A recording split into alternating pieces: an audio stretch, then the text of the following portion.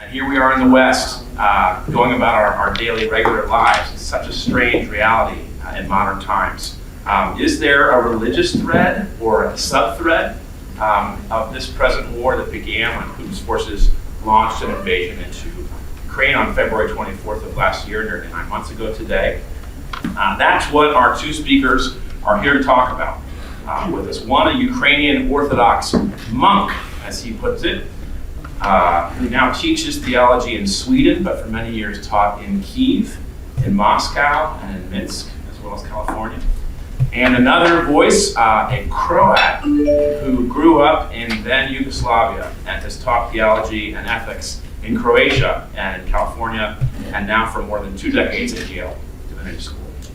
Our goal this morning is for our speakers to kind of give us a window into their own stories, which inform this horrible war, and then some of the broader publicly minded frameworks that come from wrestling theologically, as well as just wrestling personally with the reality of war. And as Miroslav asks in this wonderful book, which is called Exclusion and Embrace, had a reprint in 2019. It won the Grawemeyer Award. It was named by Christianity Today as being one of the best books of the 20th century. As Miroslav asks, best religious books. Is there any other kind for Christianity Today? But how does one remain loyal to the demands of justice for the oppressed, and yet also to the gift of forgiveness that the crucified offered for perpetrators? Or for him, as his teacher asked in 1993, can I embrace a cynic? So I hope both of our speakers will shine light into some of the religious dynamics in play today in Ukraine and the tensions between Russia and the West, and also offer some of these larger norms, perspectives, frameworks, theological sort of reflections that have emerged out of their own wrestling with these issues, ethnic cleansing, divine, even reconciliation. Our plan is to hear first from Cyril for about 25 minutes with a particular lens on Ukraine, and then from Miroslav for 25 to 30 minutes with a window into his own story and some of these larger frameworks at the intersection of theology, ethics, and society, frameworks that may help us for covering some of these topics. You have their bios in your program, but just to supplement them a little bit, Markham Hydrate, Cyril Overown is professor of ecclesiology and international relations and ecumenism at the Stockholm School of Theology in University College of Sweden, Stockholm, in Ukraine. He began his studies in theoretical physics, and then continued wrestling with these larger questions and pivoted to theology, taking a study at the Orthodox Seminary and Academy in Kyiv. He then continued to study in Athens, Durham, in UK, where he earned a PhD in post-Chalcedonian theology. He's since taught in the places mentioned, but Kyiv and Moscow in particular, and he's held fellowships at Yale, Columbia, Canada. Since 2019, he served as president of the Ukrainian Patristic Society. Especially commend to you his short book of political orthodoxies, the unorthodoxies of the church creed. Can today's Orthodox churches, he asks, turn away from political orthodoxy and embrace of power, and their embrace of power to a renewed apostolic patristic track? And Miroslav Volf is a Protestant theologian, and public intellectual, Henry Wright Professor of Theology at Yale's Center for Faith and Culture. He taught Evangelical Theological Seminary in his native Osijek, Croatia, for 8 years, taught at Fuller, and received 2 advanced degrees under the venerable German theologian Jürgen Moltmann. His focus, how does Christian theology come to bear on broader public life, the broader questions, our culture, politics, economics. He served as an advisor to Obama's faith-based office for several years, taught a course at Yale on globalization with former Prime Minister Tony Blair, and like some of you, he's a frequent commentator on CNN and NPR and Al Jazeera. He's published books on forgiveness, the Trinity, grace, reconciliation, and how Christians can and should respond to and interact with Muslim believers. So with that, we're going to start with Cyril. Thank you so much for coming. What's going on in Ukraine, and how can we better understand it? Well, thank you. Thank you for having me here with you in this beautiful place. And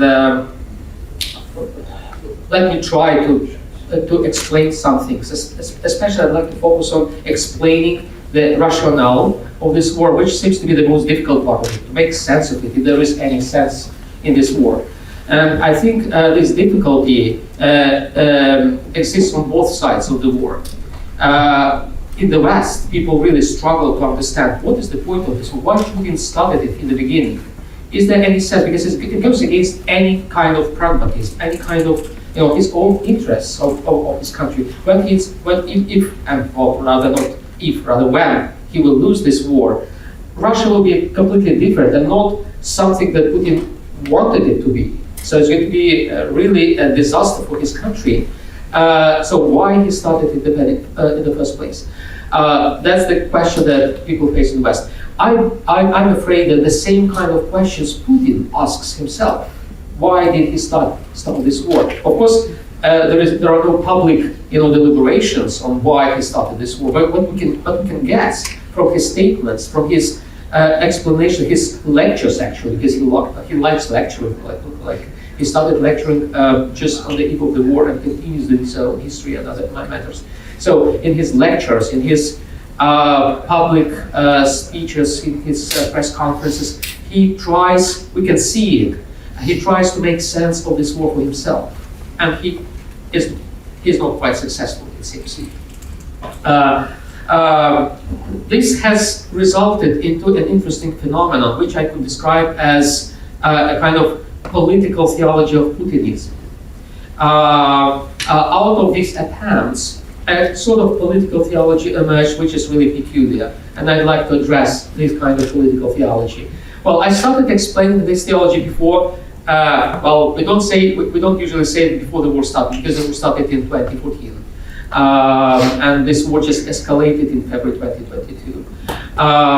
So in this book, actually, I try to explain some reasons why this war that started in 2014 happened, and now with the escalation, there are more reasons that I see that the way how I would explain this escalation would not be very much different from my explanations in this book. So it's a sort of continuum in the political theology that became more elaborated upon after the war escalated in February 2022.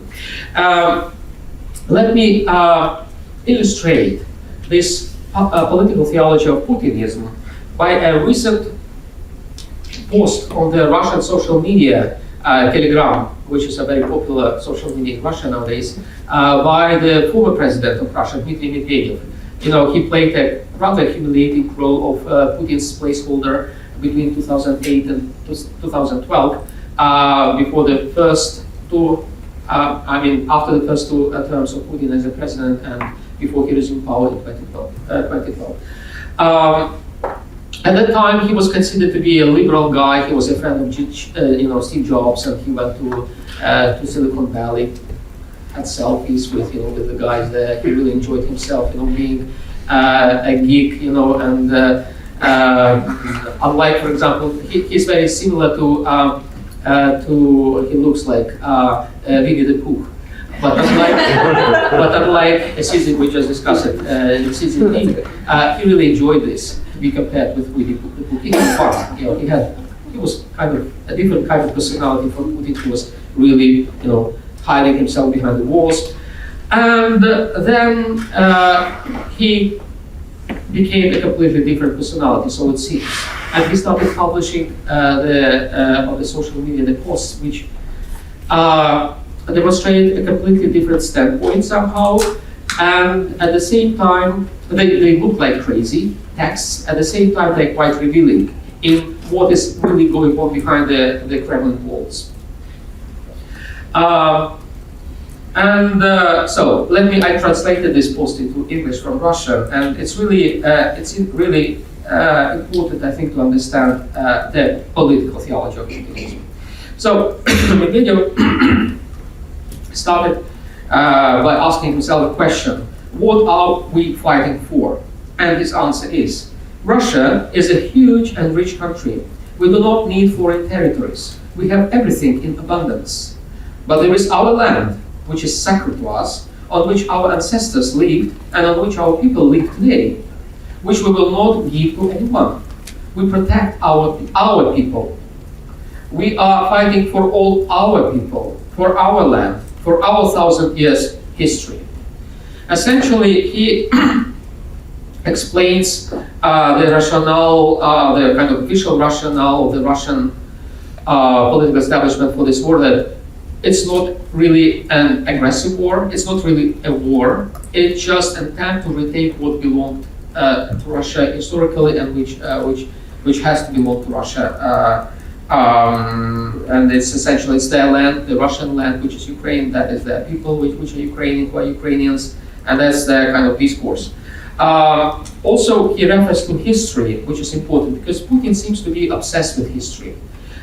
His long lectures are mostly on history, and he's obsessed about history in a quite a neophytic way, I would say, as a novice kind of historian, not really a professional historian. And he seems to be really fascinated. He's deep into the history, but it's a kind of history which is not academic, which is more like creating a new founding myth for Russia.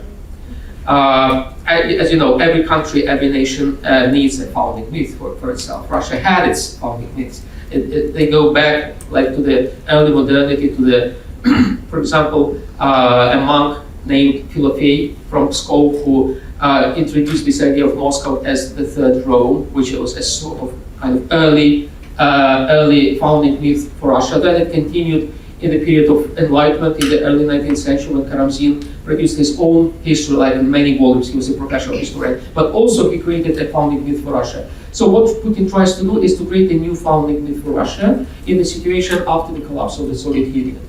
And he tries to do it kind of by combining historical facts and some ideological games. Medvedev is not like that. He doesn't seem to be very much interested in history. He mentions it because it's important to make a reference to Putin, but he stays away from history. What he actually tries to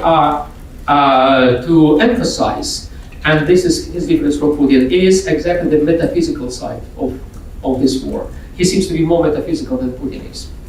And it becomes clear in how he continues his exposition of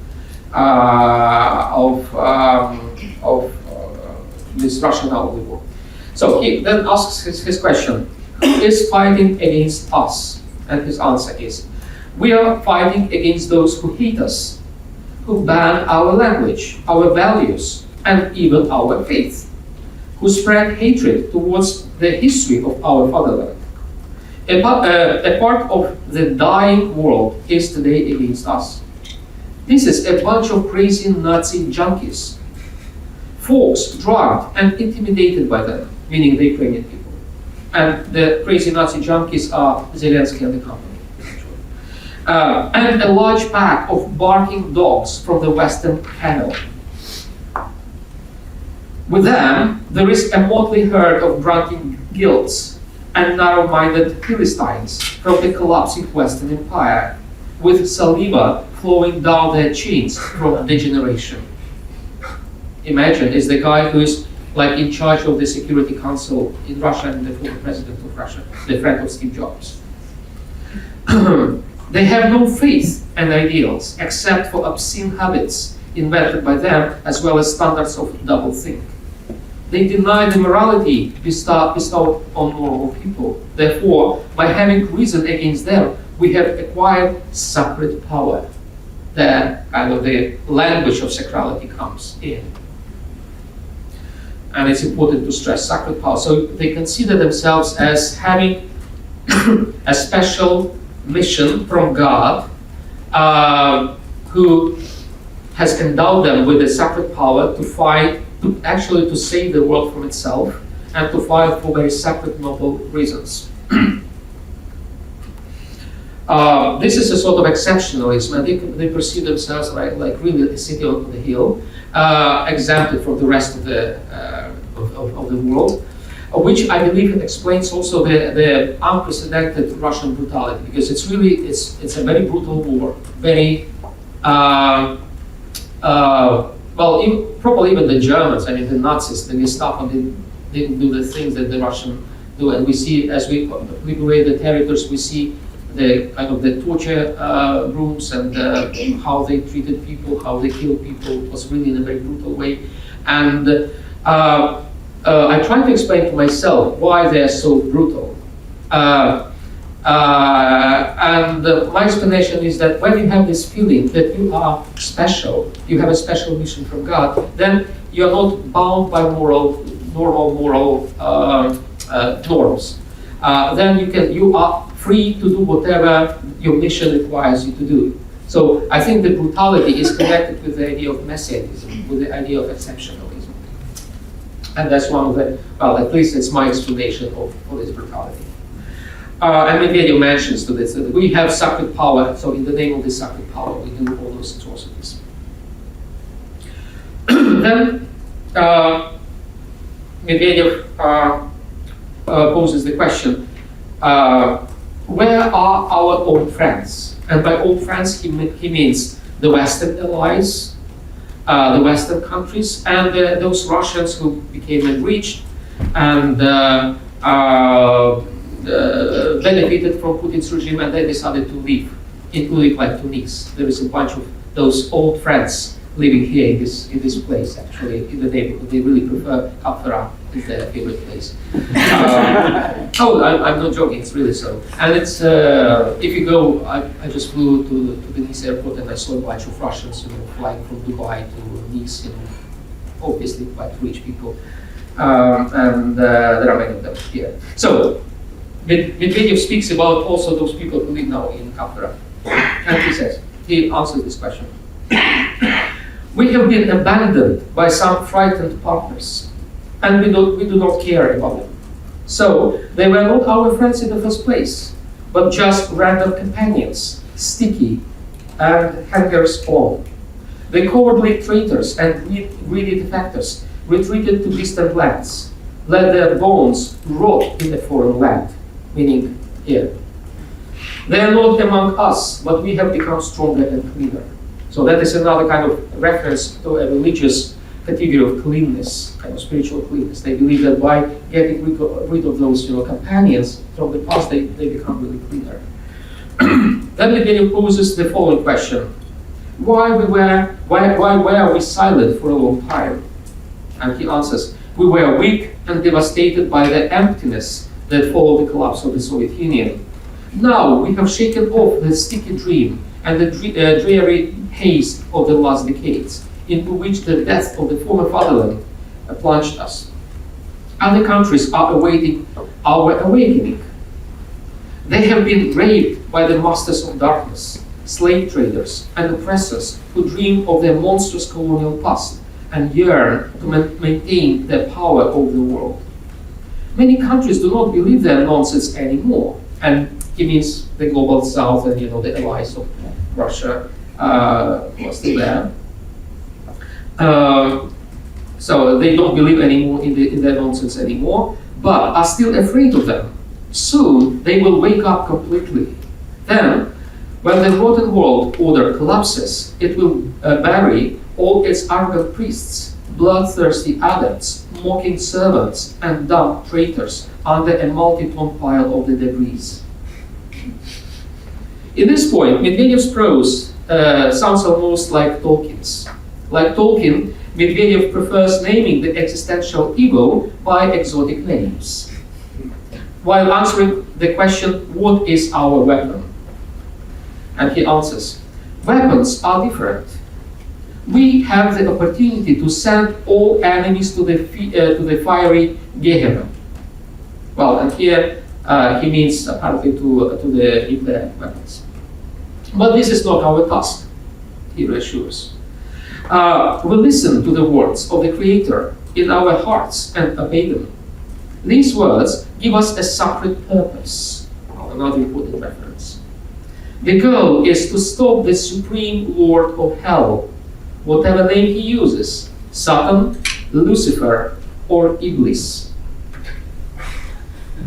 Well, here he apparently refers to the Muslim demonology, where Iblis is a kind of a chief of demons, well, like an alternative to Shaitan, and different from Shaitan, but he's still he plays a special role, a central place has a central place in the Muslim demonology.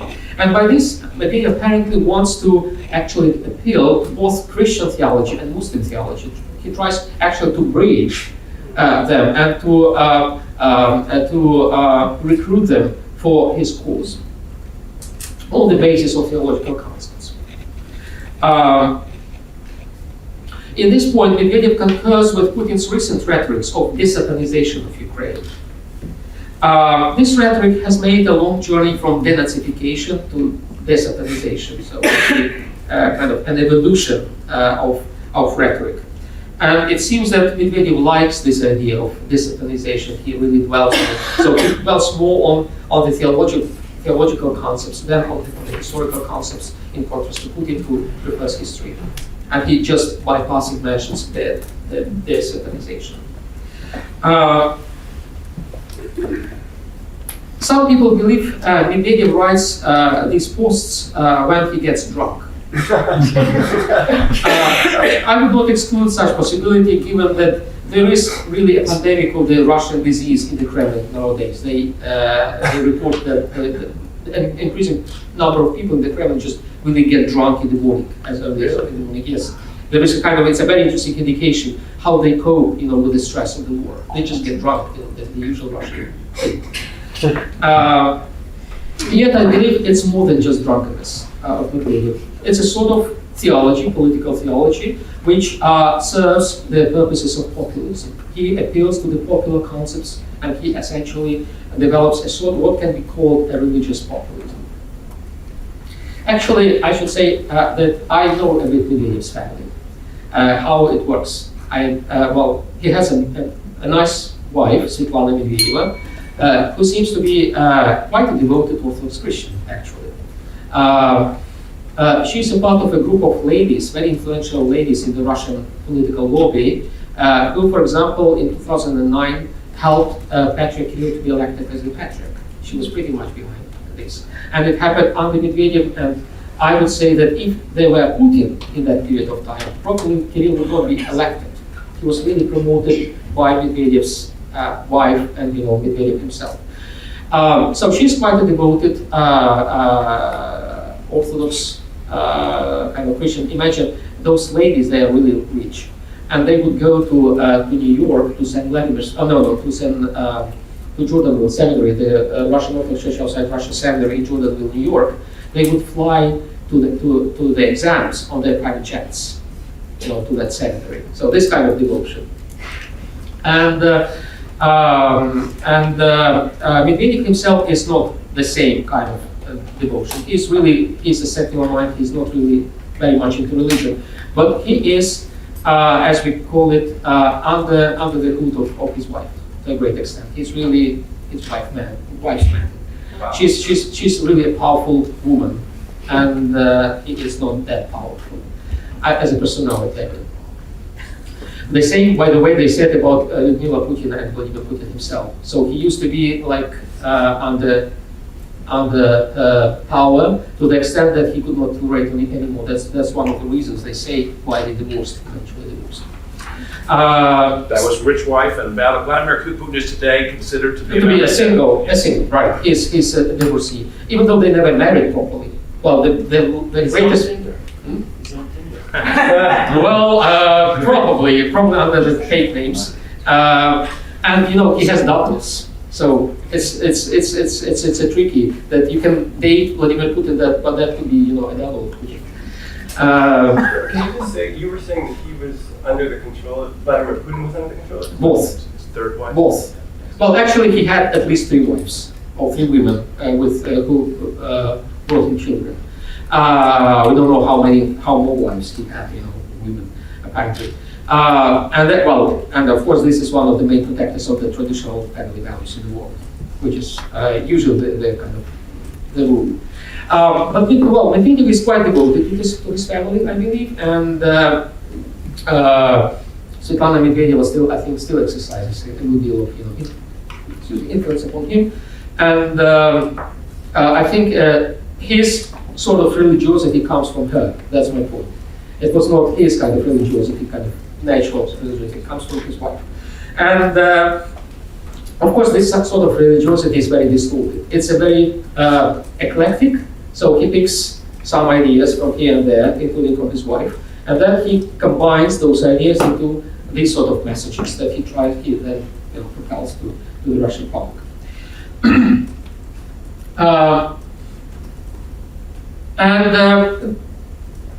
His messages, his posts indicate that there is an increasingly more elaborated theological language employed by the Kremlin. I remember very well. I was still in Moscow. I worked with Moscow Patriarchate for a long time, and I remember very well when the Kremlin started using the language which had been produced by the church.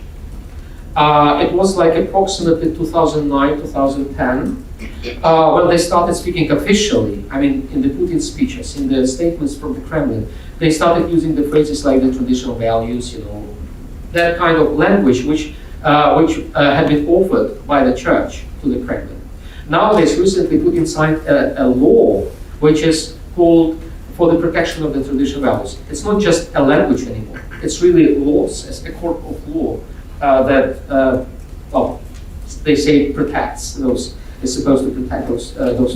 So it's more than just a language nowadays, and the language, the intensity of this theological language has increased in the recent time, and this is an indication for me that they are not they're really struggling with justifying this war. And if you don't know what to do, how to explain something, just go to theology and ask theologians. That's what they do usually, and that's exactly the case with Putinism.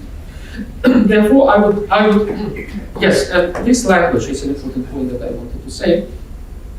It's not just it's important not just to explain this war for themselves, but also it's explained this war to the Russian people. Theological motivation was used by the Kremlin's propaganda as early as 2014 to start this war. I said that it started in 2014 with the annexation of Crimea and with the proximity to Donbass. Then there were messages, there were signals from the Russian propaganda that this war was something special. It was a holy war, against the evil West for the protection of Holy Rus. But at that time, this kind of rhetoric motivated the soldiers on the ground. So people came to Ukraine to fight in the name of those ideas, many of them. There was even a battalion, a special battalion called the Russian Orthodox Army. So they were clearly motivated, by religious ideas. But the things have changed since then. Nowadays, most soldiers are motivated to fight economically because they have mortgages, they have debts, they have credits in the banks, and essentially to repay those credits, they come to fight. That is the commonest motivation for the majority of the soldiers. But it's not. This motivation cannot work for the people behind them in the Russian mainland and heartland. So people in the heartland, because they face economic difficulties increasingly, they really get encouraged, and they need different sorts of motives, different sorts of explanations why they need to suffer. They don't gain money. They gain money only if their relatives are killed in Ukraine, and they receive like this old Russian Lada car. That's usually the equivalent to of compensation for the killed members of the family. So they get from the state a car produced in Tariaki called Lada, and actually they had plans for this factory to produce 300,000 cars. And it was a joke that probably that was the estimation of the losses, of the Russian losses in the war. So people really face difficulties, economical difficulties in mainland, in heartland Russia, and they need an explanation. And that is a sort of explanation, the theological explanation, which is propelled to them in order to convince them to continue supporting this war. So in 2014, the theological motivation worked mostly for the soldiers on the field, in the fields. In Ukraine nowadays, this motivation doesn't work for them. They are not very much interested. But it works very well for their families back in Russia. That's why it's a sort of, what Medvedev says, it's a sort of religious populism exactly to address, to convince people to continue supporting this war. And that is also a very important point, because even after Putin is gone, and I wish he's gone as soon as possible, Putinism will stay with the people in Russia.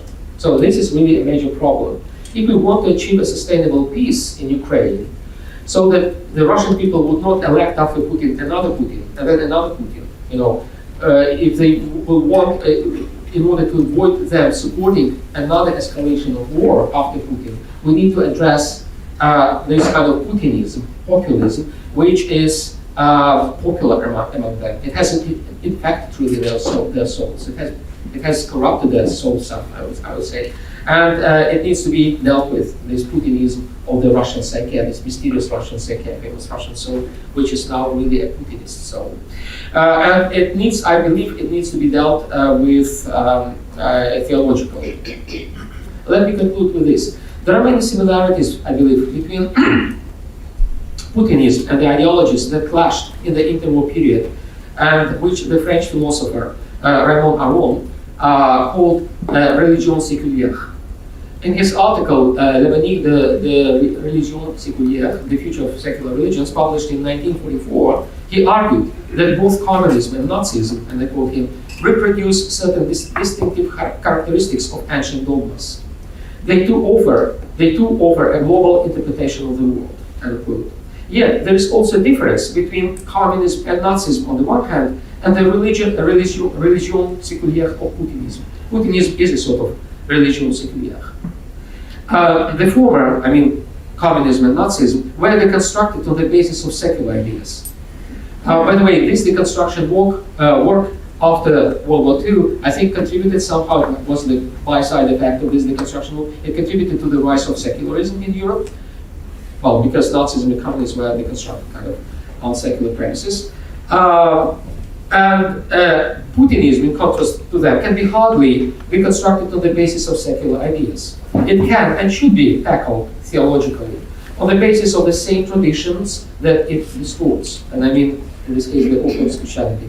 In this point, I would both agree and disagree with Hannah Arendt. She criticized Aron for applying to the anti-human ideologies the term religion, even if this religion is secular.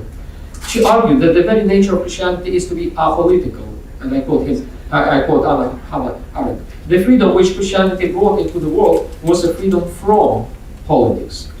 Probably you would also disagree that Christianity, and indeed any religion, could be apolitical in the real world. I would agree, however, that in the case of Stalinism, Hitlerism, and Putinism, we are facing a distorted version of religion. I believe we need to concentrate on correcting that. If we paraphrase Isaiah Berlin, who spoke, his famous book is the Crooked Timber of Humanity, we should deal with the crooked timber of politicized religion.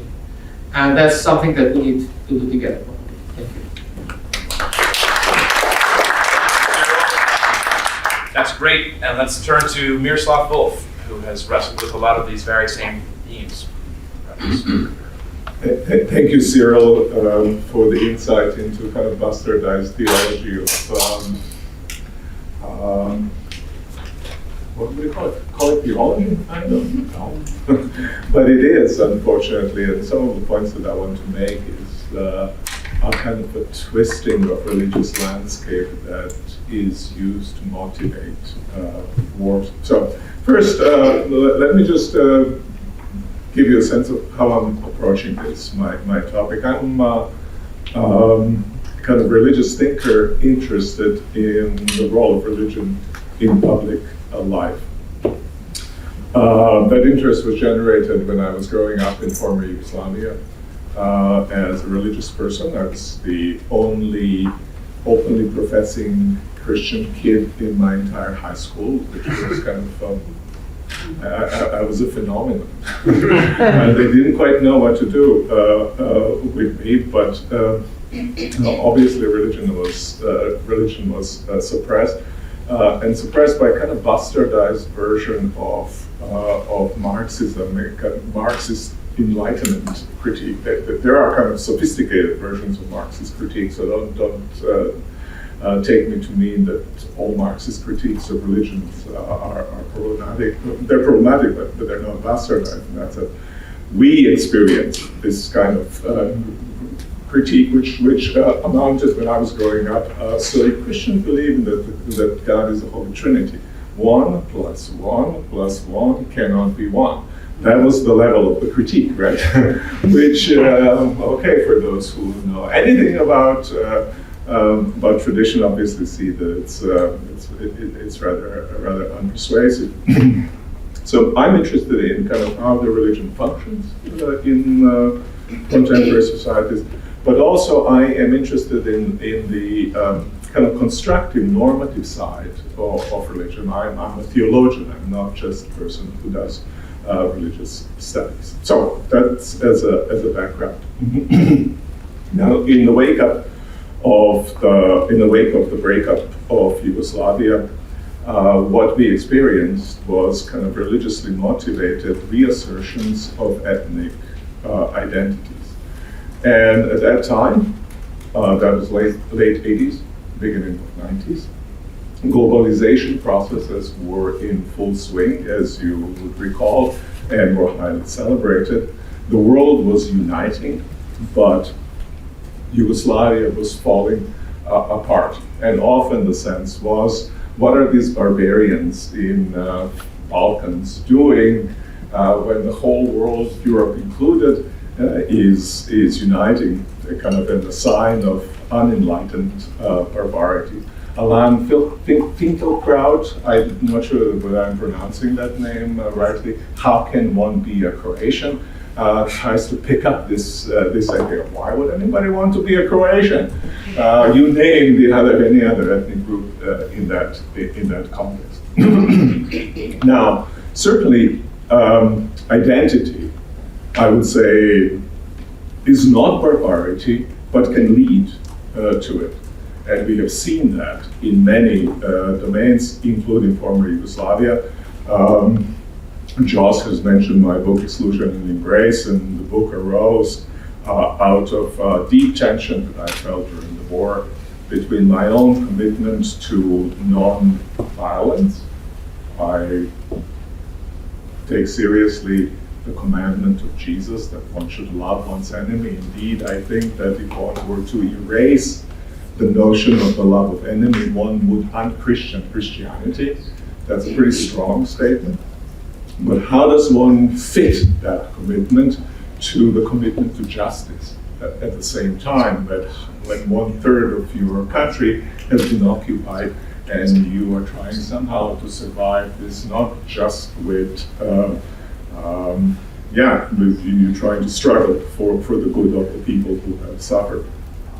How does one, which was also my question, how does one and what does one do to prevent the enemy from occupying one's own soul after occupying the territory? How does one prevent being made into the image of the very violence that's perpetrated against one? That was for me existentially one of the most fundamental questions, but that existential question has very important intellectual challenges. How does one think relationship between religion and contemporary world? How do I live as a religious person in that world, and how do I contribute as a religious person to a vision of the world that is hospitable to all people? Now, like in former Yugoslavia, in today's identitarian movements, religion is playing a very significant role. It's not certainly sole role, maybe not a dominant role. When I was teaching this class on religion and globalization, I had a mantra for my students. The mantra was, all monocausal explanations are suspect. I kept repeating that over and over so that after the class finished, after the semester finished, students created a T-shirt which we all wear. All monocausal relations are suspect. But nonetheless, religion played a significant role, and I think Cyril has described also partly the way in which it played. To me, it was interesting because religion became reduced to the marker of identity. And probably the most famous case is this sign, right? You will recognize that. This is not a botched peace sign, as you well know, right? So the thumb sticking out, but rather it represents a certain form of Christianity, a certain form of Christianity that crosses, that suggested crossing oneself with three fingers put together and two fingers pointing down, which are three persons of the Holy Trinity and two natures of Christ. And now you are in the thick of theology, right? Those are the most sacred theological doctrines of the Christianity. But if you see a fighter riding on a tank flashing this sign, none of that theological content obviously is on their minds. That is a religion that has been completely hollowed out of its internal content and functioning simply as a marker of identity. This is us over against whoever is them. In the other way in which religion has functioned is a kind of, and you can see that in the presentation, Medvedev's post is kind of sacralizing political power, and in that sense kind of legitimizing it in two ways, functions in this way. And it's interesting what happens to religious traditions, and Buddhism might be a very interesting case.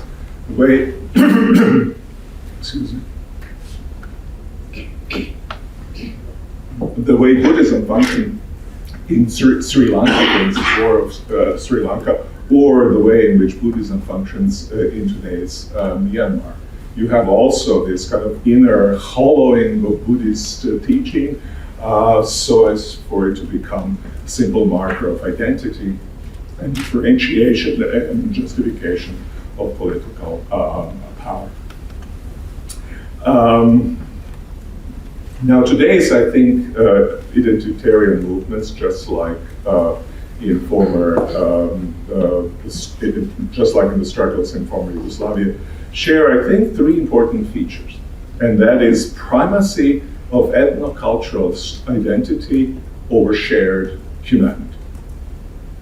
The stress on hard and pure, and in certain regard at least, pure identities, the kind of logic of purity has been mentioned already, has functioned that way in former Yugoslavia. Ethnic cleansing is nothing but enactment of the logic of certain kind of purity. So first, primacy of ethnocultural identity over shared humanity.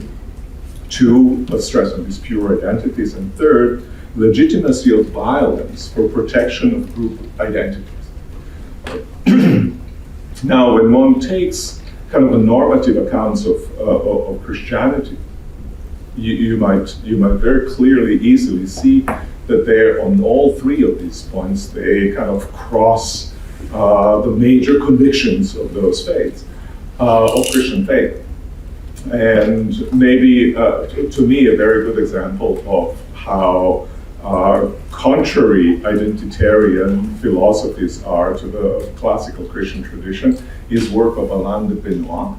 Again, I'm butchering probably the name, but if you read his book Paganism and the Critique of Monotheist Religions, particularly Christianity, then you'll see that it revolves around the question of kind of limited ethnic identity, that it revolves around the question of violence and builds on this kind of ancient pagan and formulating a neo-pagan alternative to the Christian tradition, Jewish and Christian tradition.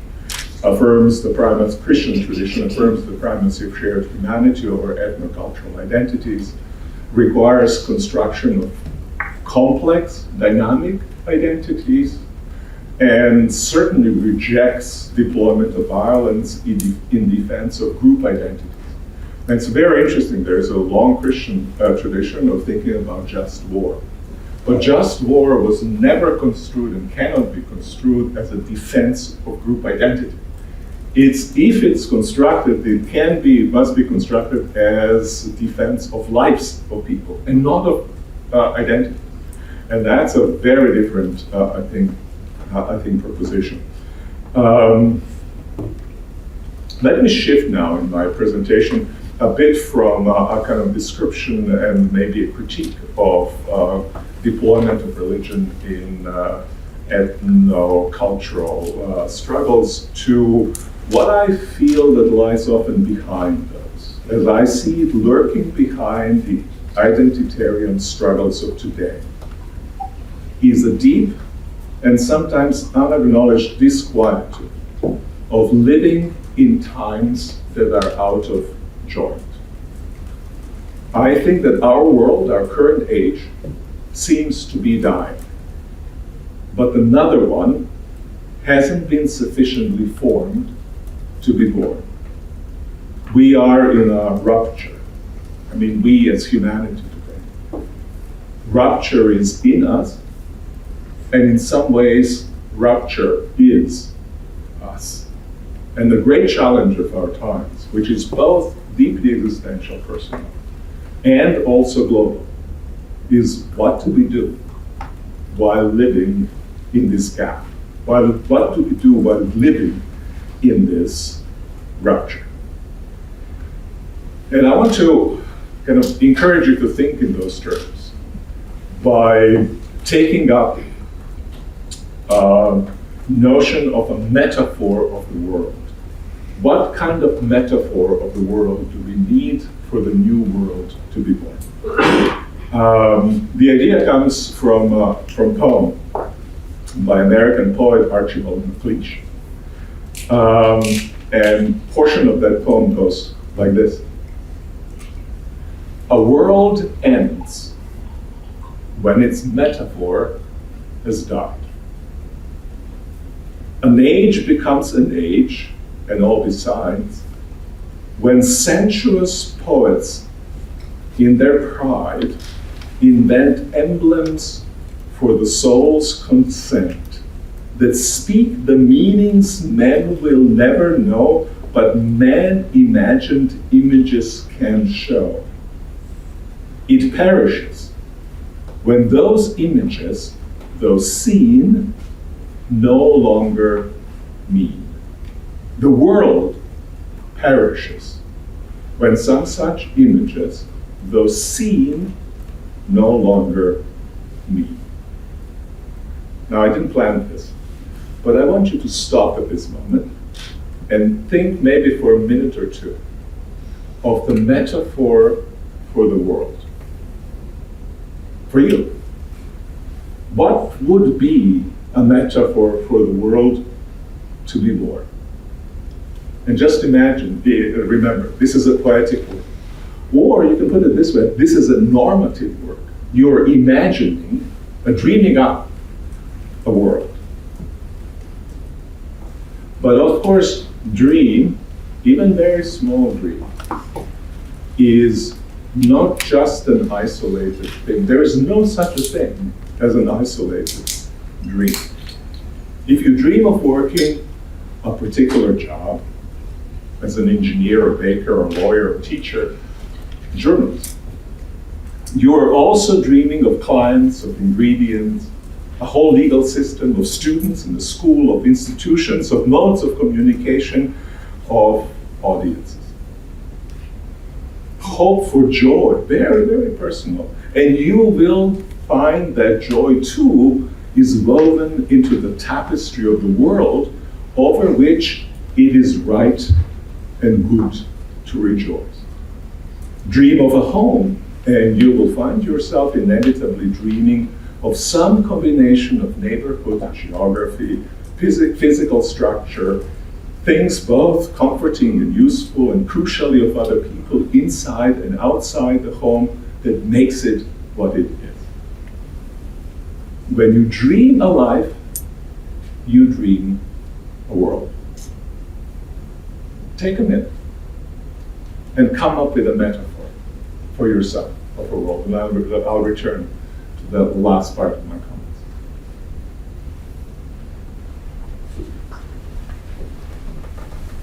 Am I making you uncomfortable? Can you give us an example of what you mean by making a metaphor? Give us an example of what we might come up with. Or like if you taught at Yale, like what's the right answer? What's the right answer? No, there's not. So, proletarians unite. That's not a metaphor. That's Well, it's a slogan. It's a slogan, but it's an image of something, right? Or you can. So I will try to explicate the metaphor of home as a metaphor of a world That you want to see. that I want to see. Foundational. Foundational, yes. That is to say, I mean, I can, yeah. Or to give me The beloved community. the beloved. There we go. The beloved community, or. A community of shared prosperity for mankind. Who's saying that? I know. Son. That's their metaphor. And there we go. So let's step back and this is an excellent exercise. What do you imagine? On what grounds might you imagine? What does it express about your life in relation to the life of the whole? I suppose my intuition is that without us having some such a thing, we cannot have a world together. And one of the great problems of our times is precisely that our dreams have been so incredibly fragmented. Time of petty dreams that we live in. Even some of those great dreams seem to me quite petty in terms of where they might take us and what they might entail. As you think about it, it's advertising. Advertising. Life Worth Living is the title of the book. That these are advanced, uncorrected proofs, and are not for sale yet. But it's a course that I've been teaching for about 9 years at Yale to undergrads, primarily. Quite a few students take it. One of the most popular humanities course at Yale. And the fundamental question that we are asking in that course is, what is worth wanting?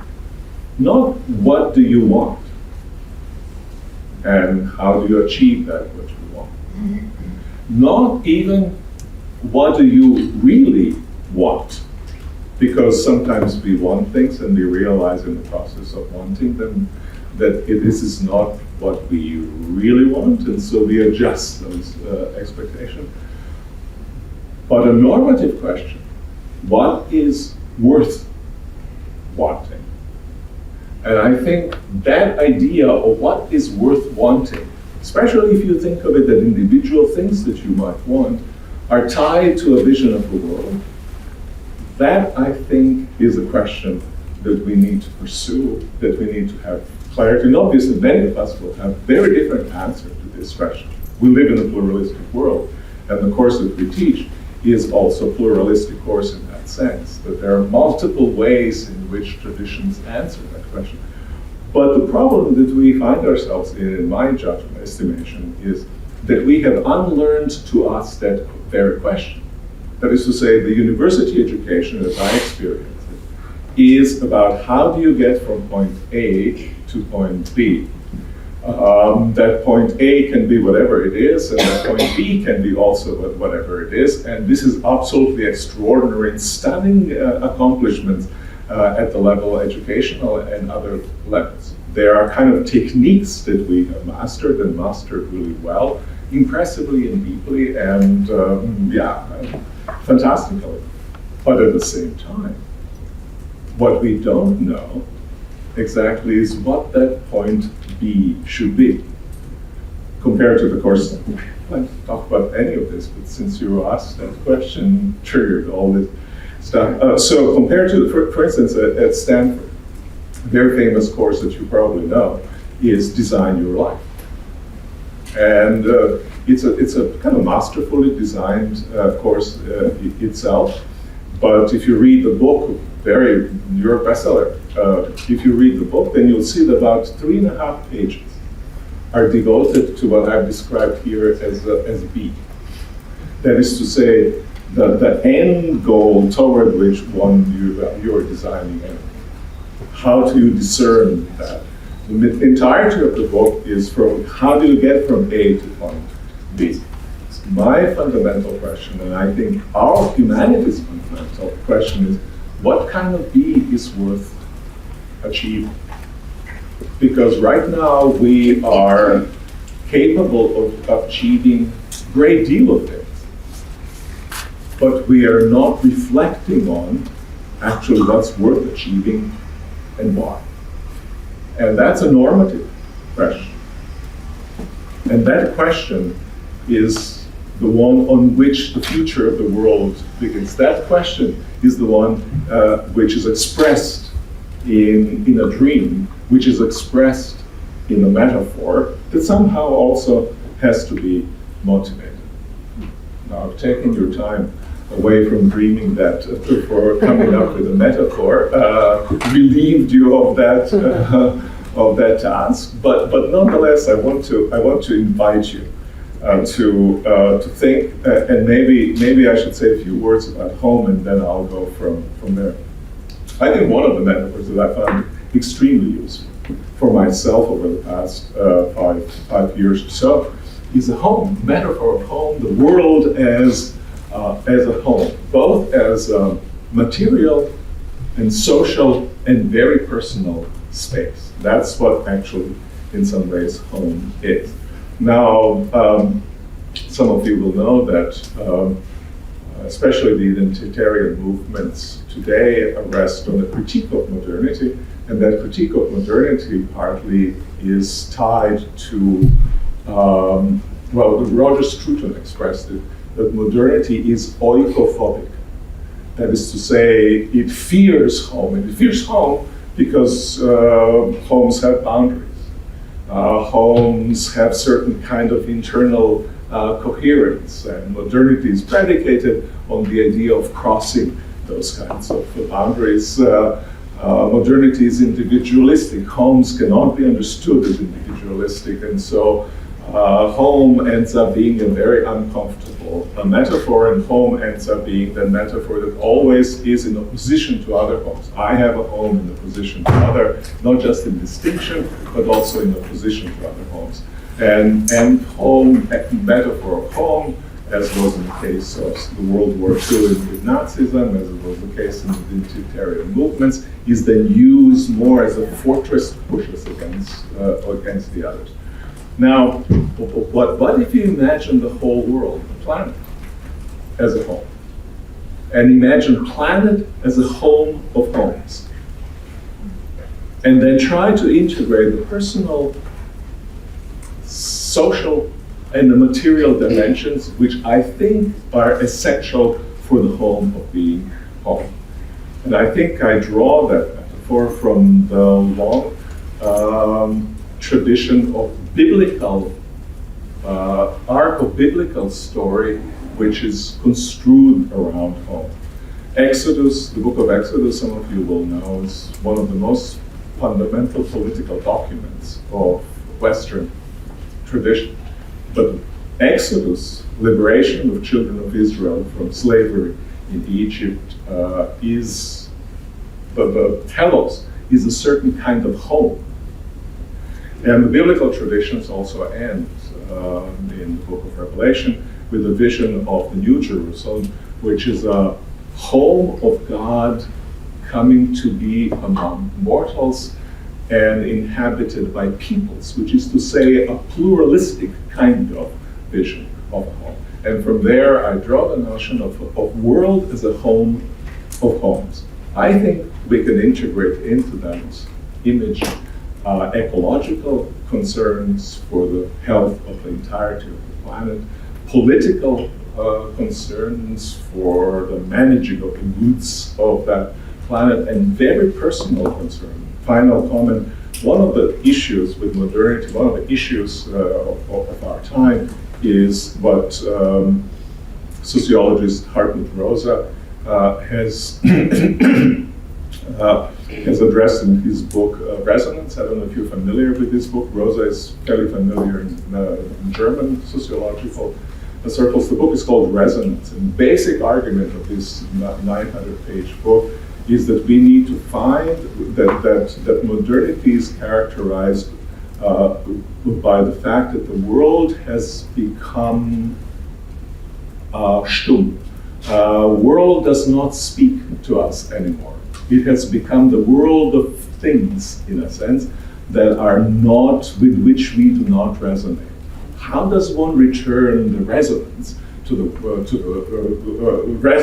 resonant relationship with the world, which alone can motivate deeper engagement with things and respect for things qua things, rather than simply objects of utility, which is what you have in a home, right? A good home, you come and everything speaks to it in that home. A smell whiffs from the kitchen, that's being cooked right there, and the whole history is in that really whiff of from the kitchen. You come in, and maybe there's a chair in which you've been sitting for a while, and this is your chair. And when you put your hands on the arms of that chair, you kind of recognize you are at home. Modernity has robbed us of this, and we need return to resonance with the world. We need return to seeing the world as a space which is ours, for which we care, and to which we belong together, distinct and different that we are. My metaphor for a world, some kind of a home. What's your metaphor? Thank you, Miroslav. All right, I neglected to mention that restrooms are just down this hallway and to the right, so it's adult learning, come and go as you see fit. And we're gonna go about 25 minutes with questions now, and then take a break for coffee and then come back. And the plan basically is to go to about 11:55, and then we'll walk across the hall for lunch. And the first question out of the gate is from Marianne Kahn at the Times. You're on. Can you hear me? A question for Cyril. I wanted to ask you about the figure of Alexander Dugin and how he fits into the political theology of Putinism. So he's held up, maybe erroneously, by in the Western media as the intellectual forefather of what you describe as the political theology of Putinism. And how does his critique of modernity fit into what you've described? And also, I mean, maybe that I spend too much time in the dark parts of the internet, but I've noticed that Dugin's philosophy is also being taken up as theology for some Christians, for some Muslims, as a very coherent and intellectual way of thinking about the world. And it seems to be difficult to divorce him from Putin, but can you do that and then look at Dugin on his own terms without everything that's going on right now? Yeah, thank you so much for this question. This is quite often a common question that people ask about his role in forming Putinism. Well, I think Dugin is more serious about theology than Putin or Medvedev or anyone else in the Kremlin, because his background is really religious. He comes from the Old Believers family, which was actually, interestingly, non-believers are non-conformists in Russia. They were never like with the state. They were oppressed by the state. And Dugin demonstrates this mentality of being like, of preferring to be on the margins. Even now, when he has become so much popular, he stays somehow from the center, from the mainstream Putinism. And there are also other reasons for that. First of all, Dugin is really an elitist thinker. He is not a thinker for the masses. That's why I think his role is overestimated in the West. He doesn't appeal to the Russian people, to the masses. His ideas are too complicated even for himself, I would say. Well, sometimes, well, he's just like Medvedev. He gets intoxicated, and writes things which don't make sense.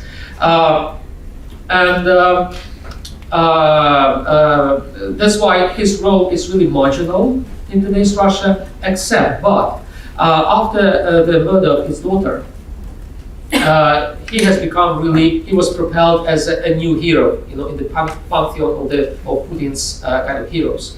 He was awarded some kind of award, and Putin personally addressed this murder, and Dugin became promoted not as a philosopher so much, but as a father of a daughter who was also herself a philosopher who suffered, because of this killing. Even the Pope Francis, mentioned this. He said that, well, look, an innocent child was killed, in Russia, and how we can tolerate it, even though that she was not a child, she was a very convinced Putinist. She was really an ideologist. She really wanted this war to happen. She endorsed this war. But in the perception, well, the public image, the popular image that the Russian propaganda now projects is there is an innocent child and this kind of father who suffers the loss of his child and look, admire them. That is his role nowadays, not as a thinker, but as a father who actually tries to capitalize quite obviously on the death of his daughter. In the speech that he gave during the funeral, it was like a speech of a propagandist, not a mourning father, but a person who really, look, we will now revenge, we will do it. It's an opportunity, he said, it's an opportunity for us to promote our ideas, what we believe, what we stand for. That will be his role nowadays, not so much as a thinker. So he is a thinker more in the West, but not in Russia. And I neglected to mention, sorry, that if you want to pop your table card up, if you've got a question, that'll help the cause. Tunku Raj is up with the Wall Street Journal editorial board. Hi, thank you. This is a question for both of you, but it plays off a phrase that Miroslav used. You said that identity is not barbarity, but it can lead to it, or words, kindred words. What is the antidote? Although you ask us to be suspicious of monocausal explanations, but you also suggested this happens, identity becomes barbarity when religion is merged with identity. Is there an antidote? If so, how do we stop identity bleeding into barbarity, becoming barbarity? And I'd love to hear from both of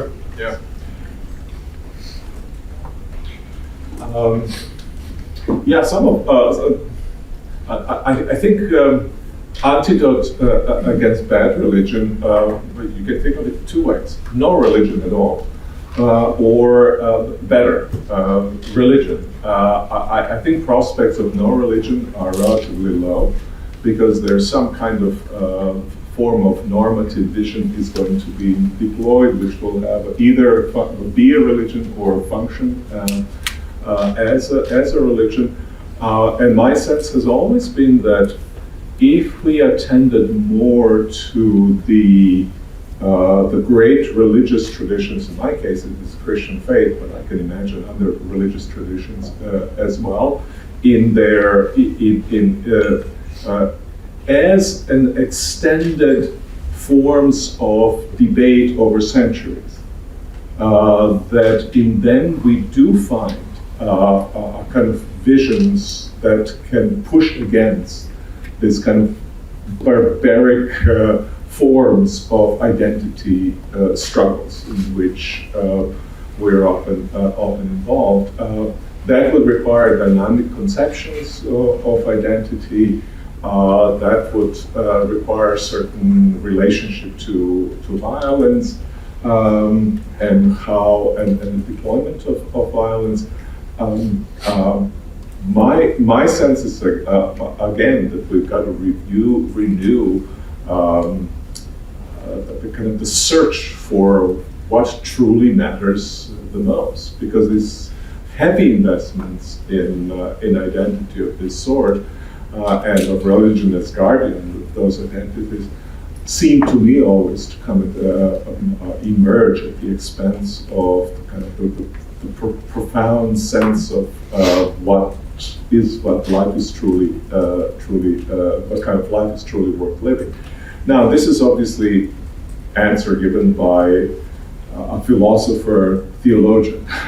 There are political forms of answer to it. There are economic kinds of dimensions of this answer, and I'd like to invite folks to contribute to those. I think identitarian struggle are in part because, to continue with my image of home, if you imagine the world as a home, and if at one end you have a person who has $2 million a day, and another end you've got a person who has maybe $1.50 a day and a pitcher of muddied water to drink and barely any food to eat, you can very easily see why a certain forms of identity would form in struggle against the kind of incredible oppressive character of the situation in which we find ourselves,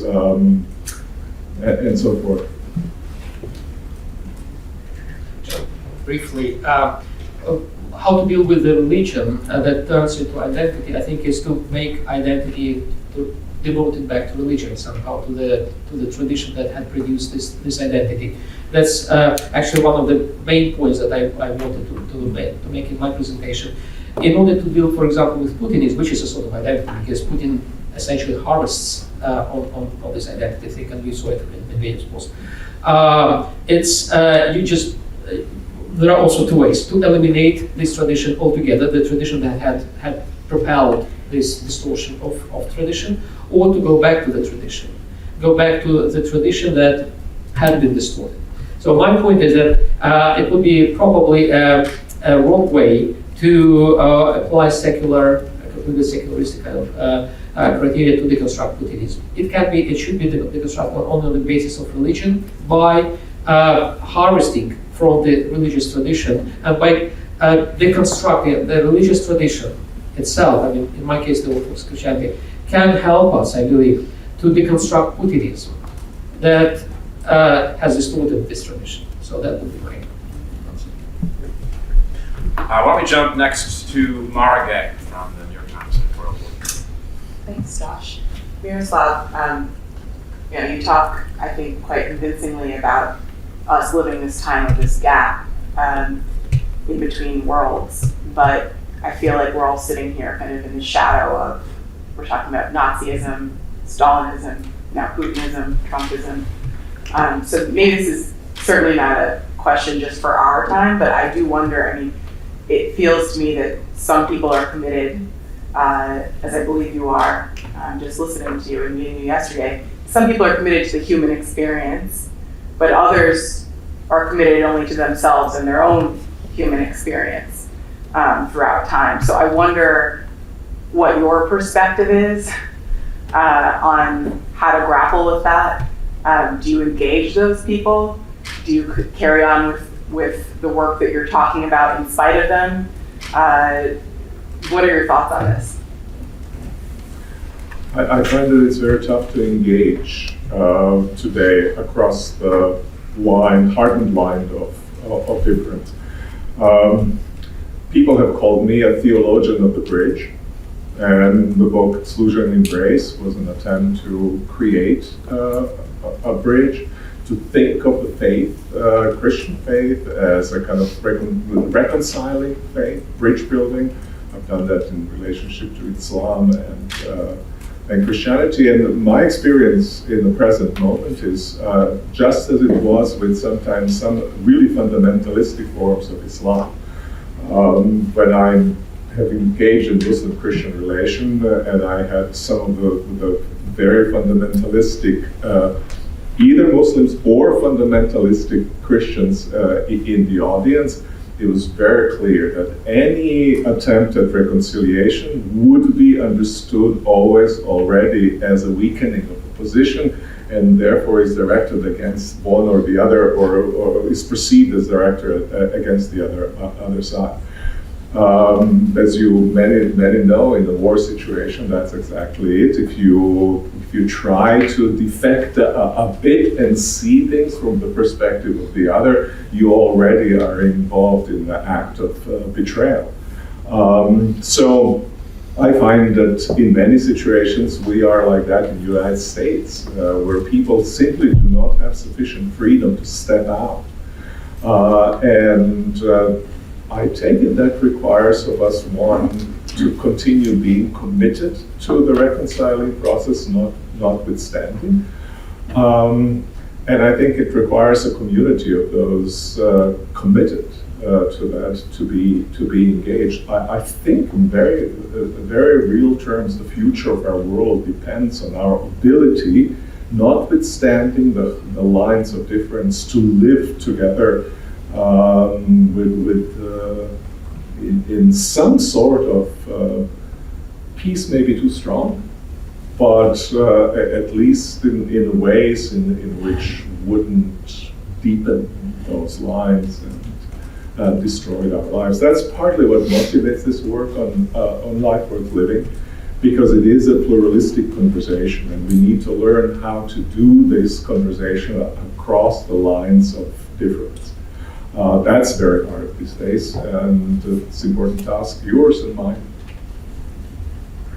Let's see if we can maybe get one or two more questions, and then we'll break. Katrin Van Holt, New York Times, Berlin desk. Hi, thank you both for your presentations. I cover populism, and I've been dealing a lot with poverty extremism across Europe, but particularly in Germany. And what struck me over the last few years is how Putin has become a figure that people admire. He turns up in chats and, is kind of revered. What's interesting here, and I'm just sort of playing devil's advocate, I don't have the answer, is the sort of focus on religion that particularly you, Cyril, focused on. The people I talk to speak about ethnicity. They talk about Putin as a protector of white Europeans and of sort of European nations. There is an element of we don't like Muslims, and religion in that sense creeps in, but it's a very superficial level. So I wonder to what extent you believe that the kind of Medvedev-type argument and rant is actually efficient. My sense from the kind of radicalized Putin admirers in the West certainly is that it isn't, that actually it's the secular, it's in some ways the Nazism variety of secular ideology that is powerful. And so I wonder to what extent this fad at the moment of focusing on Dugin and of actually looking a lot at the religious aspect of this is a distraction from something that's much more, good old familiar racism, anti-Semitism, conspiracy theory. Yeah, an excellent question, difficult to answer really. I believe Putin managed to convince people from the unbridgeable communities, like alt-right, alt-left communities to believe in. So it's a paradox that he is revered not just among the conservatives like in Europe and Germany, he's also revered in Latin America or Africa among the anti-colonial folks. That hence is the reference of Medvedev to those, against oppression, against the imperial powers and so forth. Essentially, Putin acts as a postmodernist in a sense. He plays with ideas. He sells those ideas to different groups of people. Those ideas are irreconcilable. They don't kind of match each other. But he's successful in selling them separately to different groups. That's why he's admired by the nationalists in Europe or by the anti-imperialist globalists, in the global South. The thing is that he doesn't believe in those ideas. He plays them. And essentially what he really wants, he wants to destroy all those, folks in Germany, nationalists and so forth. For him, they are the rotten West, still, all of them. Not just, the liberals, all the kind of groups of, including Alternative for Germany, for example. For him, they are not worthy to be, to deal with.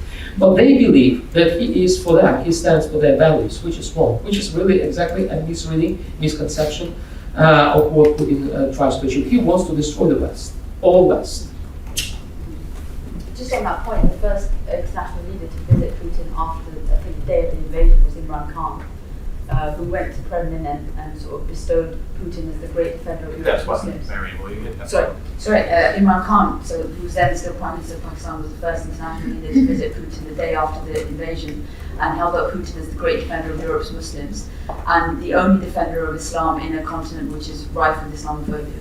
Yeah. So he played that card.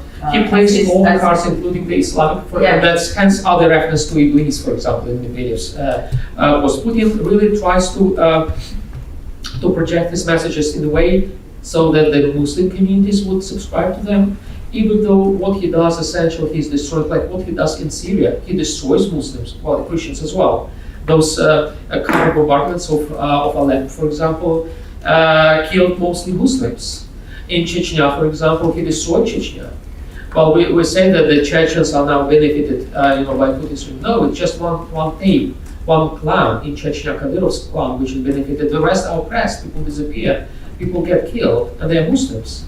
So what he did in Crimea to the Tatars, he eliminated every Muslim group in Crimea that disagreed with him. So it's exactly like that. He pretends to be protecting the Muslims, essentially kills Muslims in bunches. And remind us just of the demography real fast. 146 million people in Russia, 3 million people in Ukraine. Yeah. How many people are Orthodox Christian, really Orthodox Church members in those two places? Yeah, well, in Russia it's mostly the identity thing, like Miroslav has indicated. Imagine that maybe 3, maximum 5% of the Russian population would be churchgoers, would go to the church like for the major feasts. Otherwise, like over 80% would identify themselves as Orthodox, but it's just an identity thing. And that's why Putin essentially employs this identity theology much more than he employs theology per se.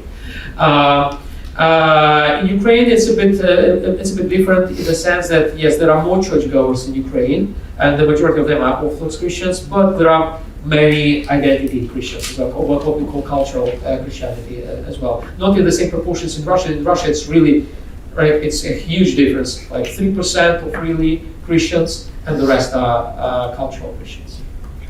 Mattia, we're received from Ildemani.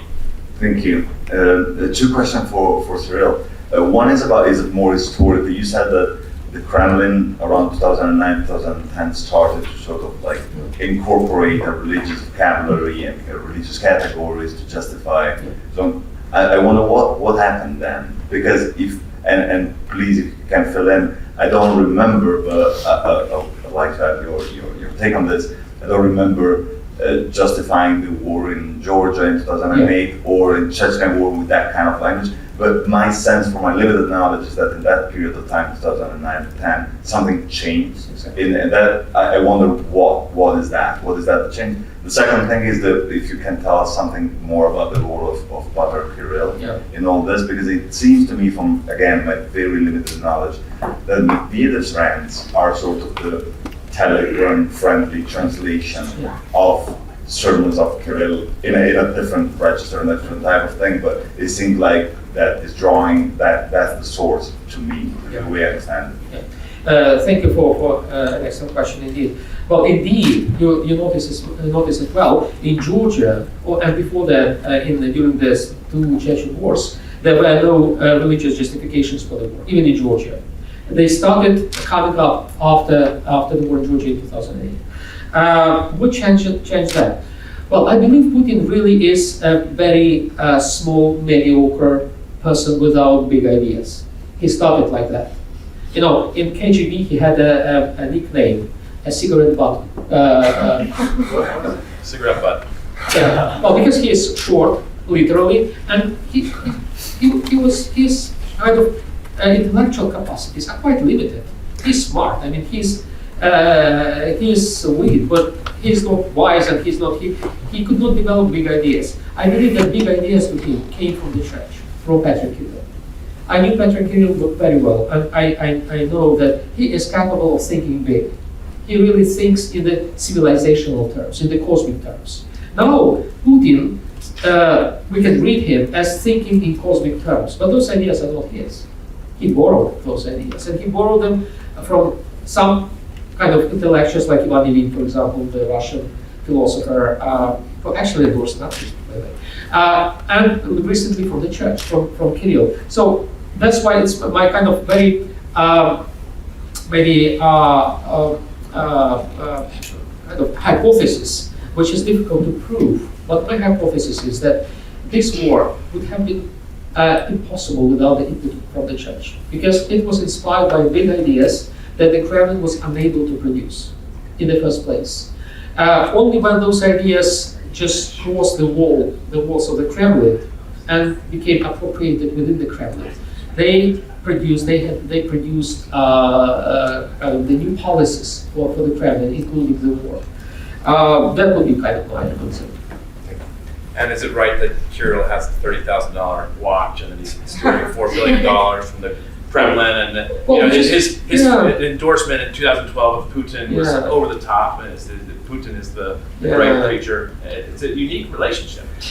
Well, look, it's a system. I would say we had this conversation about how Kirill treated some businessmen in Russia. He treated them just as any other Russian person from the Russian establishment would treat the foreigners. to cheat them, to steal from them, and so forth.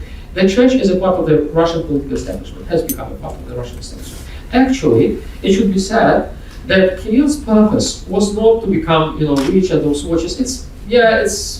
I know it embarrasses people in the West. It doesn't embarrass people in Russia.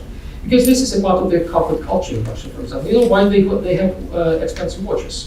Because when they sit in front of you like this with the watches, they indicate how much my time costs to you. That's very simple. That's a message. And it's practical. It's nothing. It's not about having funny things. It's a message, right? So it's not important. What is important, I think, for Kirill was he wanted to put the Russian church back to the center of the public square in Russia after it had been eliminated from the square under the communists. That was his main struggle. His theology is a public square-based theology, essentially. He wanted the church to bring from the ghetto, and remember him talking very often about ghetto, and to bring it back to the public square. He managed it. He has achieved it. The church is back to the public square. The question is, at what cost? The cost is really is huge for the church in terms of reputation. Well, some people believe it has lost this church identity to an extent. It has ceased to be a church, actually. But it is in the center. And Kirill is just a part of this establishment. He's in the center of this public center. All right, well, if we can resume, feel free to make this second portion, especially because we just got caffeine, a little bit more interactive. We'll try to keep the basic structure, but if there's something that's burning and urgent, feel free to get in. We've got Rim Sarah, Tim Alberta, Rachel Donadio, and Shadi to start off. Rim Sarah, you are up first if you're ready. I was born ready. Of course you can. Hi. Thank you for your brilliant, insightful presentations. I will be the boring academic, so if you excuse me. So I'm going to focus some remarks and question about the elements of language, which I find fascinating. Of course, I'm not going to compare my country, France, with other countries. It's not the point, but I think there is a common ground with the element of language that I notice in Russia when they talk about traditional values, right? In France, especially with the rise of certain identitarian movement, whether it's Christian nationalist or what I call hardliner secularist, we talk about Judeo-Christian values against usually the Muslim population, but forgetting, by the way, what we did to the Jews for quite some time and we keep doing. Or the Republican values, but against those who are perceived as a threat to whatever Republican values we're talking about. Impossible to define, but they're here. And I was wondering, that's what I believe, but I want to insight on it, about a sort of transnational movement of a form of radicalized secularism. In France, I talk about the weaponization of laicity, which used to be just a liberal concept aimed at organizing the relation of state and religion. We have a history with religion, that's not the point, but we have been weaponized it for identitarian reasons. And as well, the right wing, which, and a certain part of the left as well, which use laicity but against others. And it's not anymore a tool to separate church and state, but really a tool to target the visibility of religion, and even for some fringe to impose it as some sort of civil religion. So I was wondering, what do you make of it? What are the common grounds? And we all know, especially in the influence of Russia on the far right in Western Europe, it's the case in France, the influence, the reference as well, whether the element of language, the techniques, the maneuvers. So what are your insights about it? Thank you so much. I could start answering this question.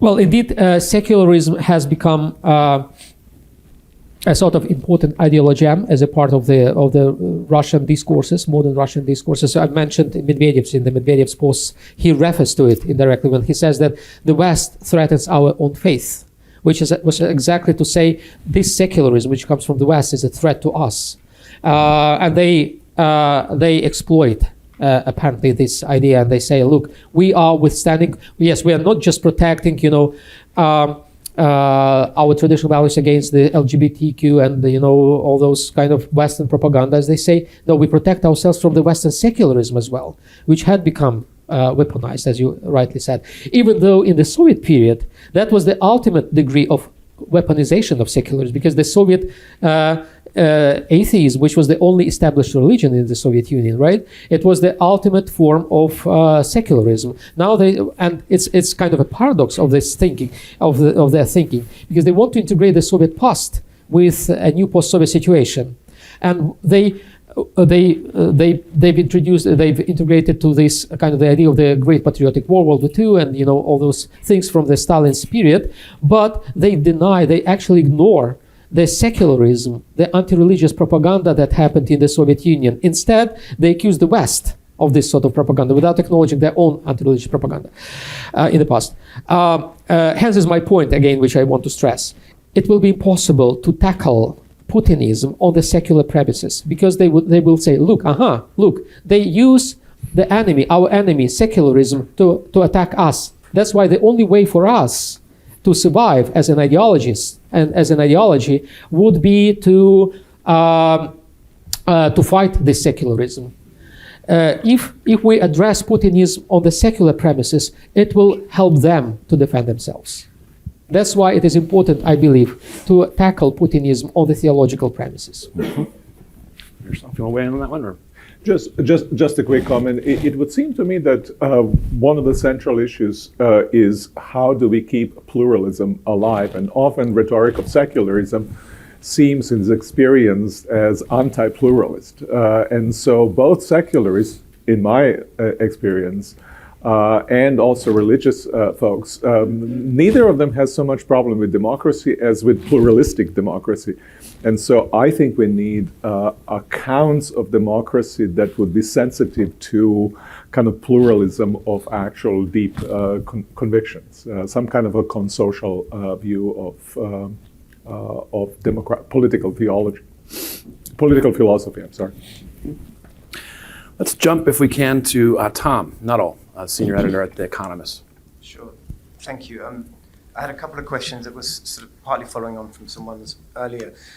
You said, Cyril, before that the war couldn't have happened without the church, in the sense that the Orthodox Church provided Putin with some sort of intellectual framework that he himself was not capable of providing. And there's a couple of things that I wanted to ask about that. One is, you began your talk by saying that Putin seemed to have immersed himself in a very sort of eccentric form of history. Yeah. And something that I often hear from European officials is that they think that COVID, Putin's isolation during COVID, he sort of buried himself in these weird archives in the Kremlin and produced all sorts of eccentric theories. And I wondered, to what extent, I mean, if there's some truth to that, which it's probably quite difficult to ascertain, but if there is some truth to that, is there a religious element to that? Or is it something a little bit more sort of pagan, some sort of mystical idea of the Russian soul that the Ukrainians, corrupted by the West, need to be brought back into the fold? To what extent is there a formal religious element to that? And then looked at it the other way around. What does the church in Russia itself have to say about the war? My impression, you can correct me if I'm wrong, is that in 2014, with the annexation of Crimea in particular, also what happened in the Donbass, that this was something that was presented very proudly to the Russian population as a righteous victory, a return of Crimea to the place that it should always have been. Now we have a Russian population that we're told is sort of indifferent and apathetic towards the war. It's not something that is at the heart of the regime's propaganda efforts towards its own people. But it's now coming closer to the people, particularly with this new partial mobilization, hundreds of thousands of people, reservists being drawn into it. Is there now going to have to be a fresh justification for why this is happening to people? And if so, might it be given some sort of religious shrouding? Thank you for several questions. I'll try to briefly answer all of them. Look, well, those are alpha dogs. Imagine them sitting in the bunker for 2 years without being able to do anything. they've accumulated so much energy, which is now blasted in the war. So I think COVID has to do with this war, because they were tired of sitting, they wanted to stretch out, and they went to stretch out. Another thing, that while sitting in the bunker for 2 years, Putin was, what else did he do? He read, apparently. He read historical books, and hence are his ideas, about history. So that's also related. Speaking about his religiosity, paganism, and so forth. Look, I think, many perceive Putin as a kind of, especially in Russia, that as an Orthodox Christian, like a traditional Orthodox Christian. Essentially, what he represents is a very shallow version of late Soviet religiosity, which was a combination of very basic ideas that re-emerged on the surface after the period of militant atheism. That they include magical thinking. They include superstitions, numerology. Well, Putin started his war. Essentially, he was supposed to start this war on the 22nd of the 2nd of 22. He started his war in Germany on the 8th of the 8th of 2008. Yes, well, it's not. I mean, it's a part of this religious thinking, which is very magical, very superstitious. And again, I believe Putin is profoundly, religiously a dualist. A dualistic worldview sees the world in black and white, with parts of the world being ontologically good and other parts of the world being ontologically bad. For them, the West is the ontologically bad, Manichaean, in the Manichaean sense, part of the world. And Russia is a holy land. Is the example. It's like, there were Montanists in the kind of early centuries. They perceived a plot of land in what is modern Turkey as the holy piece, which is surrounded by the evil ocean, of evilness. And Putin perceives Russia in the same terms, in dualistic terms. For him, the West is really rotten, but it's rotten not because of the choice of the people, but because it is so from, by its nature. And Russia is good by its nature. Hence and that's why I would say that his threat of the nuclear war is really dangerous, because if you see the kind of the enemy as ontologically evil that cannot be changed, the only way to purge it, to change it, just to eliminate it. In his thinking, it would fit his thinking, his dualistic thinking. That's why it is dangerous, I believe. So his religiosity is really interesting to discuss. It's a result of these late Soviet developments. It's very dualistic. And speaking about the church corroborates this kind of thinking, unfortunately. Speaking about the church in the war, and I will be really brief, I would identify 4 parts within the Russian church. There is a tiny minority which is outspoken against the war within the Russian church. The size of this minority is like that. 300 priests approximately signed a letter in March after the war started. It's less than 1% from 40,000 priests in the Russian church. Less than 1% became outspoken against the war. There is a larger but still small minority who are outspoken for the war. They go, to the Russian channels, and they say why the war is important, why it should be supported, and so forth. Then there is a silent majority within the Russian church, which has 2 parts. There is a silent majority, a part, let me put it this way: the majority of the silent majority is passively for the war. The minority of the silent majority is passively against the war, but they don't speak up. That would be kind of the situation. It's really helpful. Let's go next to Rachel Donadio, Paris-based writer for The Atlantic. Hi, thank you so much, both of you. I'm following up on Tom's questions. I wonder if you, Cyril in particular, could talk a little bit more to help us kind of get into the line between Putin and Putinism. And you've talked about the role of the church in Putinism as a kind of secular religion. What could potentially dismantle that? If Putinism exists after Putin, how do we understand that better? And I also just wondered, just out of curiosity, if there are other writers, thinkers, books, people we should be aware of. For me, at least 2 of the books that have helped me understand this best are Svetlana Alexievich's Secondhand Time, The Oral History of Post-Soviet Russia, which kind of gets at this spiritual hunger that seems to have said it. We believed in the Soviet Union. Of course, we didn't believe in it. It was this ridiculous utopia. But when it ended, well, what are we supposed to believe in? And the other is a book that you and I spoke about last night, which Sorokin, is Vladimir Sorokin's Day of the Oprochnik, which I recommend to everyone. It's extremely funny, and it also involves metaphysics, day drinking, nihilistic violence, and you know, Kremlin. And I feel like those books have kind of helped me. So I'm just looking for recommendations. Well, I start with the end. I would endorse your reading list. Indeed, Sorokin is really prophetic as a fiction writer, and even though he wrote about the situation of Putinism like 10 years ago, it's like a prophecy being fulfilled. Alexievich she's also very good in providing some insights into this phenomenon, even though she wrote her books before Putinism emerged, right? I would also recommend maybe Pelevin, who is kind of another fiction writer, who anatomizes somehow the ideas behind Putinism. From the academic side, I would recommend Sergei Plokhy, who is at Harvard, the head of the Ukrainian Institute in Harvard. He's very he publishes a lot, and he's been translated to many languages, so that with him. And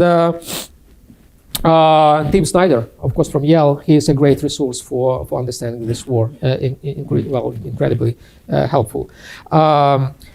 Speaking about Putin and Putinism, that's exactly the point. Putin is not the main problem in this situation. It is Putinism which is the main problem, because this problem will persist, will survive Putin. That is the very unfortunate thing. That's why, yes, we need to focus on removing Putin, because that will end the war. But also we need to think of dealing with Putinism, because dealing with Putinism will make the peace sustainable. Otherwise, the war will come back again and again. That's our fear in Ukraine, and that's why I believe it is important to understand what is Putinism. And unfortunately, Putinism is a combination of the ideas of the secular ideas and religious ideas. And again, I want to repeat it. It needs to be dealt theologically, not just Yes, how. I just want to recall the example and the experience of Miroslav's teacher, Jürgen Moltmann, who contributed to the theology after Auschwitz, after the World War II, the theology that actually helped to deconstruct the totalitarian theologies that existed in the interwar period, and they were really interconfessional. The tendencies of justifying fascism existed, like, for example, in the Catholic Church. It was even called Christofascism. It was a theological trend, popular in Italy, among the Deutsche Christen in Germany. So there were totalitarian theologies. The same totalitarian theologies existed in the Orthodox milieu. Like we had theologians, especially in Romania, which were anti-Semitic, very anti-democratic and so forth, like Nikifor Krajnik, for example. Then this kind of theology, which was a mainstream theology, was deconstructed after World War II by the intellectual effort of theologians like Jürgen Moltmann and others. And that's how a new theology, which Miroslav represents so well, actually helps us to stay away from that bad theology that existed in the interwar period. But we, the Orthodox, were only lightly affected by the new theology.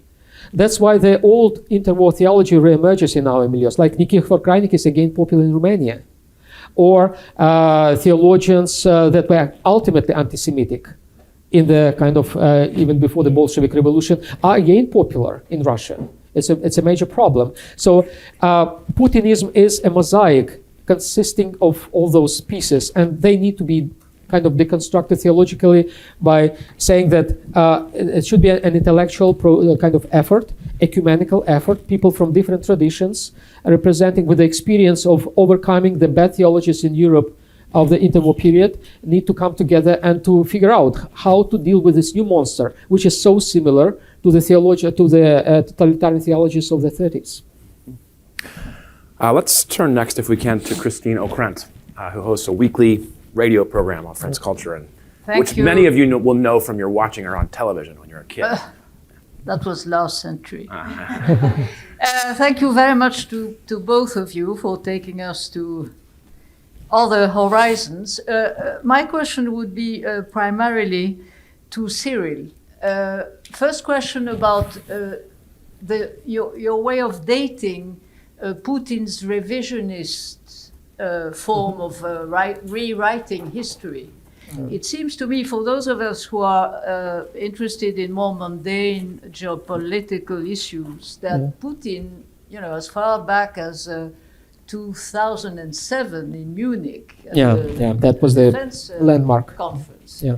did say that after all, the great history of Russia was to reconquer its empire, and so this sort of neo-colonial approach, it seems to me, has been there for a very long time. And it was only the parenthesis of end of Gorbachev and Yeltsin, which made us believe that somehow that Russian dream had vanished, which was, of course, very foolish on our part.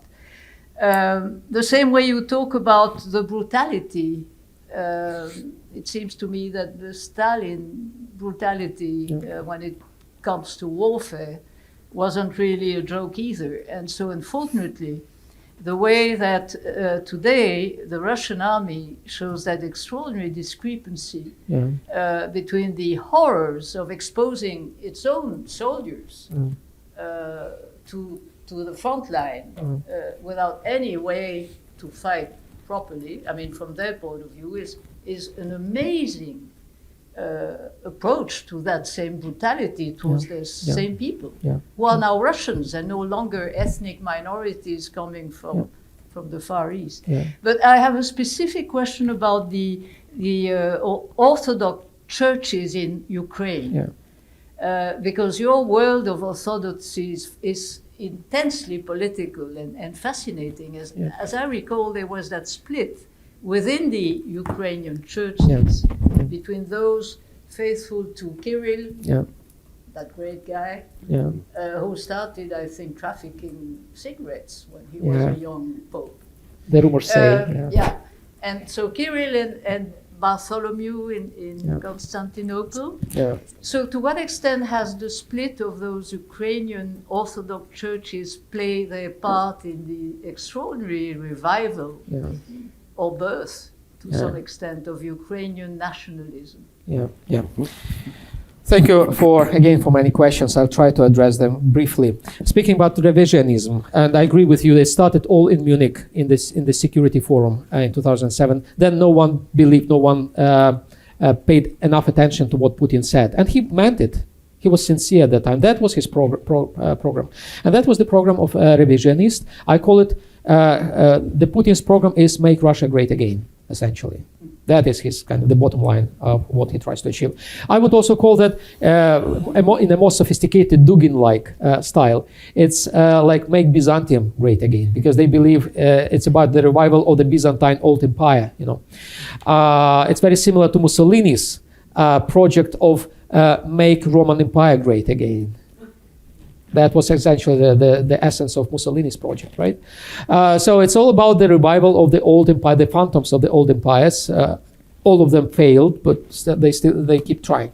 And it's, of course, this war is not a new thing for Ukraine. We lived through this for decades and centuries. Remember Holodomor, the famine under Stalin, when, different estimations, around 5 million people died out of starvation, artificial starvation. That's what Putin tries to do again with the blockade of the ports in Odessa. He tries to impose the same kind of starvation, not just on Ukraine now, but on Africa and other parts of the world. That is Stalin's policies. There's nothing new about that.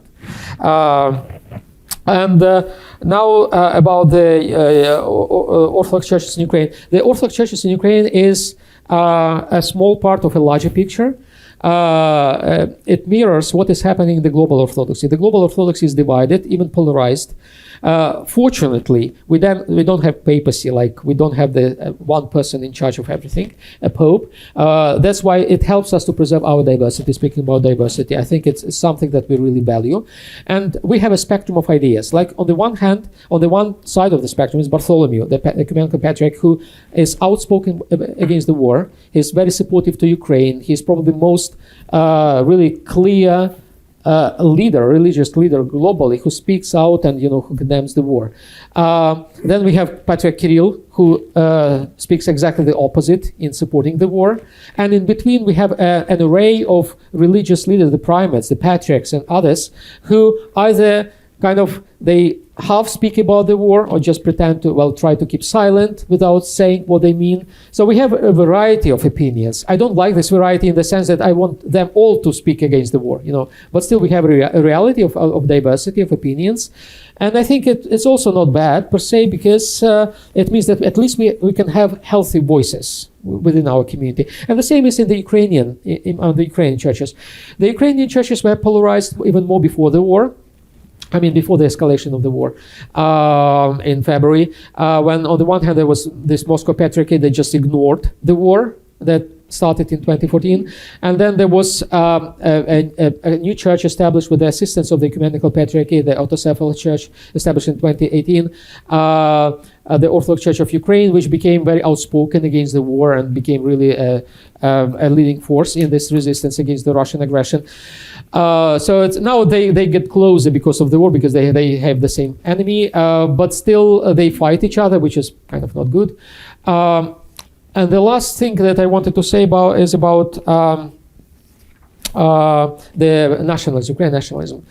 I believe there is Ukrainian nationalism, and it's but despite the war, it's really small. Not a single nationalistic party managed to get to the parliament.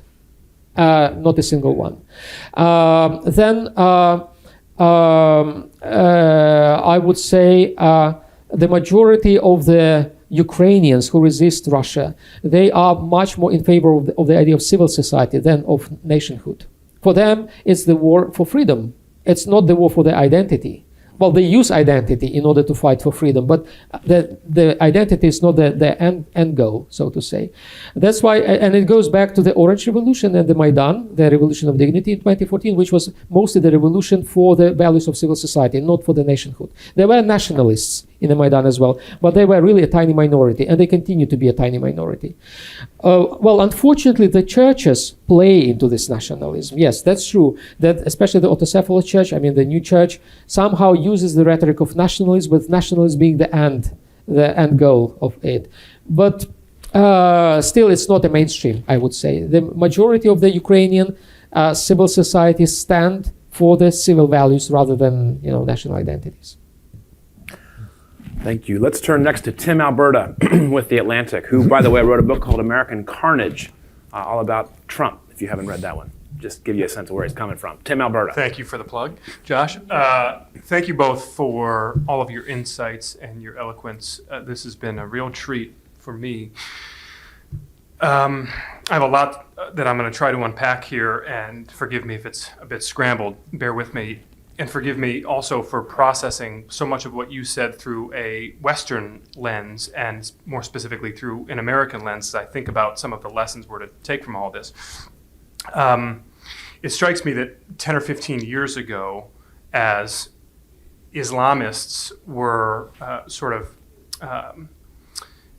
weaponizing the faith traditions of Islam to wreak havoc on parts of the world, that there was so much time spent and ink spilled in the West on this idea of recruiting and elevating the voices of moderate Muslims to push back and to try to reclaim the mantle of Islam and to sort of take back its identity.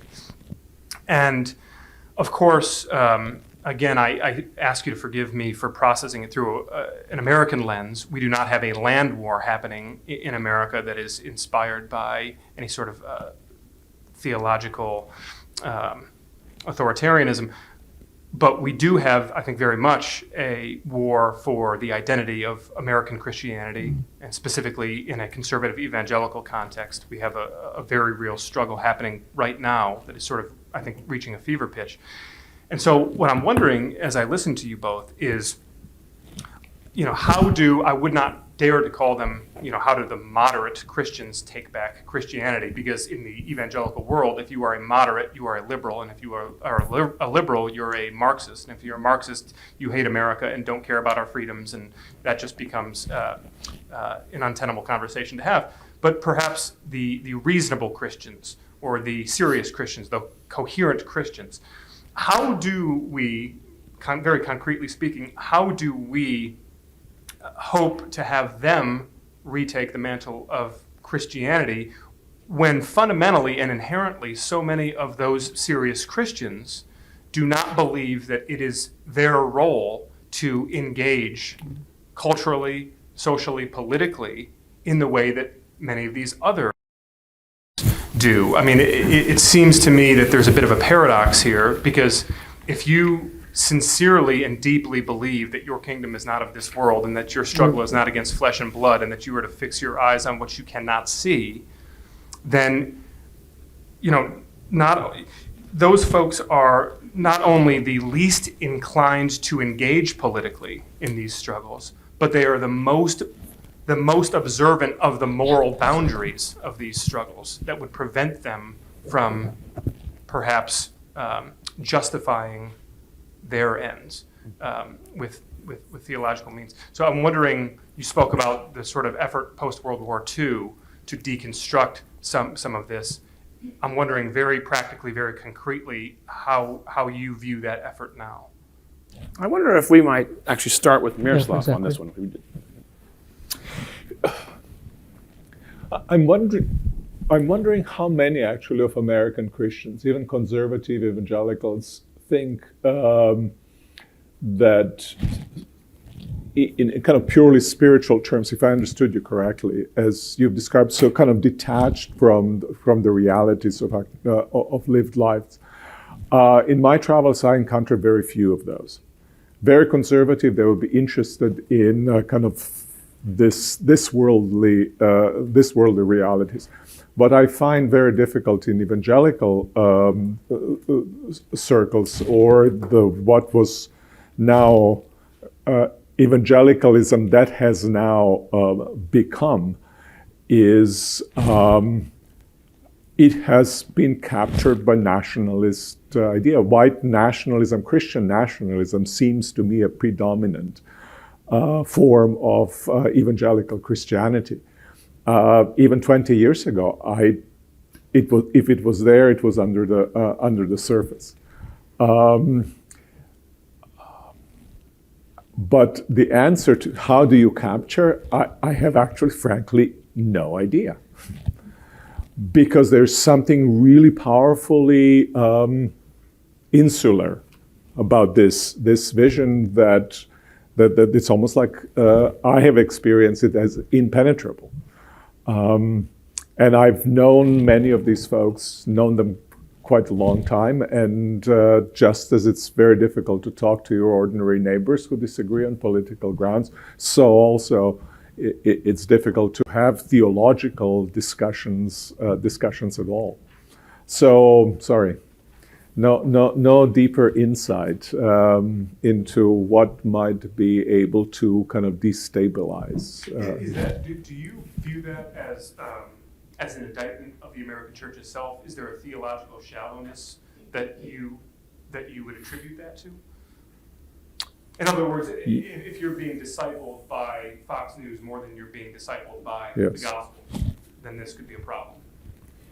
Yes, I think that's quite right, and I think there is a loss, particularly evangelical criticism. Phil Gorski, our colleague from Yale, is very good at that. A description of evangelicalism in that sense, that there is a kind of a loss of educated, thoughtful leadership. Leaders of evangelicals have become media personalities.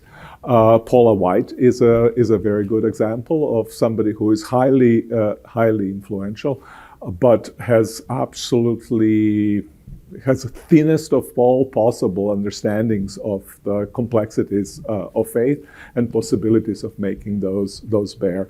How do we how does evangelicalism transform itself so that it returns back to its root of relatively educated, actually, clergy that will be able to, in a judicious way, make judicious judgments? I don't know.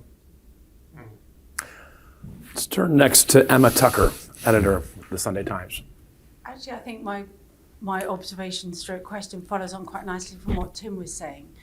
So Cyril, when you were describing Putinism as a secular religion, the one thing that kept springing into my mind was Trumpism, which shows all the sort of elements of a secular religion. In other words, unshakable faith, a total refusal to grapple with facts, and a possibility that once Trump is gone, Trumpism could continue, just as you were saying, Putinism could. So I don't know whether you think, are there sort of broader forces at work here, beyond religion that are driving, or whether you agree that Trumpism amounts to a similar sort of secular faith? Well, I would personally completely agree with this assessment, and certainly we're dealing with a similar sort of secular religion.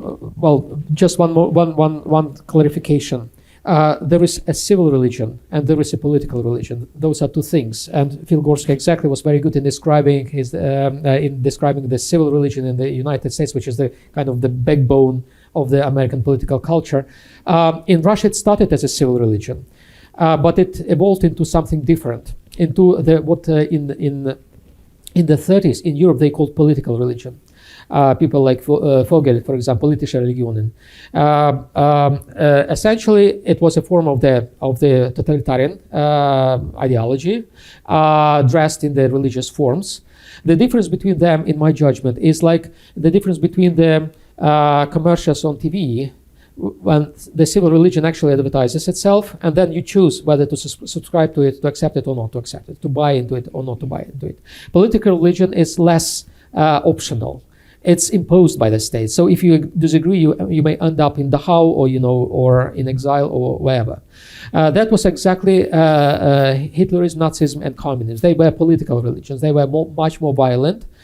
And that is exactly the transformation that happened to Putinism. It started as a civil religion with a set of rituals, quasi-religious rituals, ideas that were optional for the Russian people. Now it's not optional anymore. It's a political religion with all strength of power, of imposition upon the Russians. So that I think that would be an important clarification in order for us to understand how to deal with this. In Trumpism, we are still dealing with civil religion, a form of civil religion. It's not yet political. It's not yet there. It's interesting, the first things, this magazine. I once, I think it was 2016 or 17, I submitted my piece to the First Things magazine in the US, where I argued that political religion is possible in the United States in the form of Trumpism. That article was rejected by the editors. But I still believe it is possible, unfortunately. Maybe let's go next to Shadi Hamid, a scholar at Brookings, contributing writer at The Atlantic. Yeah, so I've been hearing a lot about the Russian Orthodox Church, and I guess I'm struggling with a couple of things. In all of our description of the church and its role, I've heard very little theology, but more specifically, I've heard very little about Christ. Yep. So I'm less familiar with the Orthodox forms of Christianity, and I'm more influenced, like others here, by evangelicals and Catholics in the U.S. context, where, even with Trump supporting evangelicals, Christ, as far as I can tell, is still very central in their imagination. And I'm somewhat reticent to say that they're somehow less reasonably Christian if they support Trump, but that's a different topic. But so it just might be that in the Orthodox Church, the personal relationship with Christ is just simply less predominant, and that's less of an organizing principle. But if that's so, what exactly are the relevant aspects of the Russian Orthodox theology? What makes it recognizably Christian? Yeah. I mean, presumably there is Christian ethics in the Russian Orthodox Church, but I never get a sense of the Christian ethical frame. Yeah. So that's a bit of a mystery to me. And just the other thing I wanted, and Miroslav, I'd be interested if you have thoughts on this as well. But the other thing, just in hearing both of your presentations, that stood out to me is this idea that I've been thinking about more, that we're seeing political conversions more and more. And by that I mean people who convert to Catholicism to reflect their political identity. And I wouldn't want to, you might have, I don't want to besmirch people's commitment to Catholicism. This isn't really my view, but I have heard the argument made that certain recent Catholic converts they're not real Catholics, they're political Catholics. So take that, that's a bigger debate on its own. But we also had another political conversion recently, one of the most important perhaps in the last decade, if not longer. I don't want to overstate this, but it could be a seismic shift, which is the conversion of Andrew Tate to Islam. Mm-hmm. And we have one of it's kind of funny, but we do actually have one of the world's leading experts on Andrew Tate in this room. So Mehreen actually is like a scholar of Andrew Tate. Tateism, yeah. But if you listen to Andrew Tate's conversion videos, they're fascinating to me because he doesn't talk about Islamic theology. There's nothing actually about Islamic content. It's about how Islam speaks to his politics. So he wants to, he basically is a misogynist who thinks that women should be obedient, and that that's like one of his major themes, and he believes Islam is the best way to get to the obedient Islamic woman who serves her husband. And he also likes the idea of Islam being strong in comparison to Christianity, which is weak. So he wants us. So anyway, it's just interesting that when you look at some of these examples, you start to see, it's confusing because how do you disentangle the politics from the religion? Yeah. Religion and politics do go hand in hand in complex ways. But anyway, those are just some impressions. I would just be curious if you have any reactions to those points. Yeah, maybe just briefly. I think you're quite right, and it seems to me that religion is. I've tried to differentiate. I don't know whether it's entirely plausible between thick religiosity and thin religiosity. Partly building on Geertz and then later Michael Walzer, and this seems to me, Tate, for instance, as well as others, seems to be a particularly clear case of what I might describe a thin religiosity. Right? It was completely hollowed from within, and certain kind of sacred aura remains that is being deployed for particular political purposes. You ask about Christ in various conversions, recent conversions, and you might ask as well about the role of Christ in larger American evangelical Christianity. I've come to believe, and I've said that also publicly, that Christ, I mean Christ of the Gospels, not necessarily historical, just Christ of the Gospel as one reason, has become moral stranger to us, meaning to us as Christians. And by that I mean the things, if you read the Gospels, that profoundly mattered to Christ, marginally mattered to most evangelical Christians. And things that really profoundly mattered to them marginally mattered to Christ of the Gospels. And there is then in that sense, in a sense in which Christ is the really key to Christianity, in which you cannot have Christianity without Christ. We are, in certain sense, in the evangelical crisis of Christianity, precisely because of certain alienation from Christ. Christ seems irrelevant in many ways. And that's partly then responds back to Tim's question. If the renewal of Christianity can happen through reference back to Christ, that door seems to be relatively closed. And that's one of the major problems as I perceive it. Renewal can come, I think, only going back to those sources, or it may simply dissipate in kind of motivation, religious motivation for political choices that are made outside of the sphere of that fundamentals of that tradition. Could you elaborate on those examples? I'm curious to hear those values of Christ that we care marginally about and the things we care about Christians today, like just the care about. Christ cared deeply about the poor.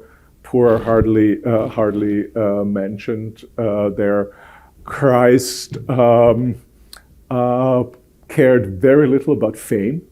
In fact, if you read the beginnings of the Mark's Gospel, he kind of tries to avoid fame, right? Because he knows that fame is going to be skew perception of who he is. We are drunk on fame. If there is no fame, we cannot function.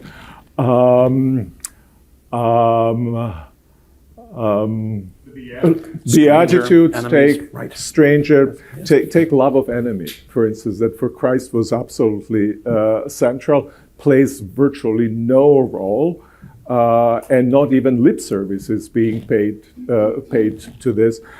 Take the way we look, how much time we spend, most folks, to present ourselves, me included. If you read the Gospels, you have not a single description of how Jesus Christ looked. And I can go down the line of fundamental values of modernity, fundamental values of most of us, and contrast to what one finds in the Gospel, and you find incredible discrepancy. Now, I am pretty much committed follower of Christ, right? And I find it deeply disturbing. And I'm thinking, what do we do about this? And especially since if we find ourselves, as I'm saying, in this rupture, we need new ways of thinking, radically new ways of thinking. And maybe Christ, among others, might contribute to that.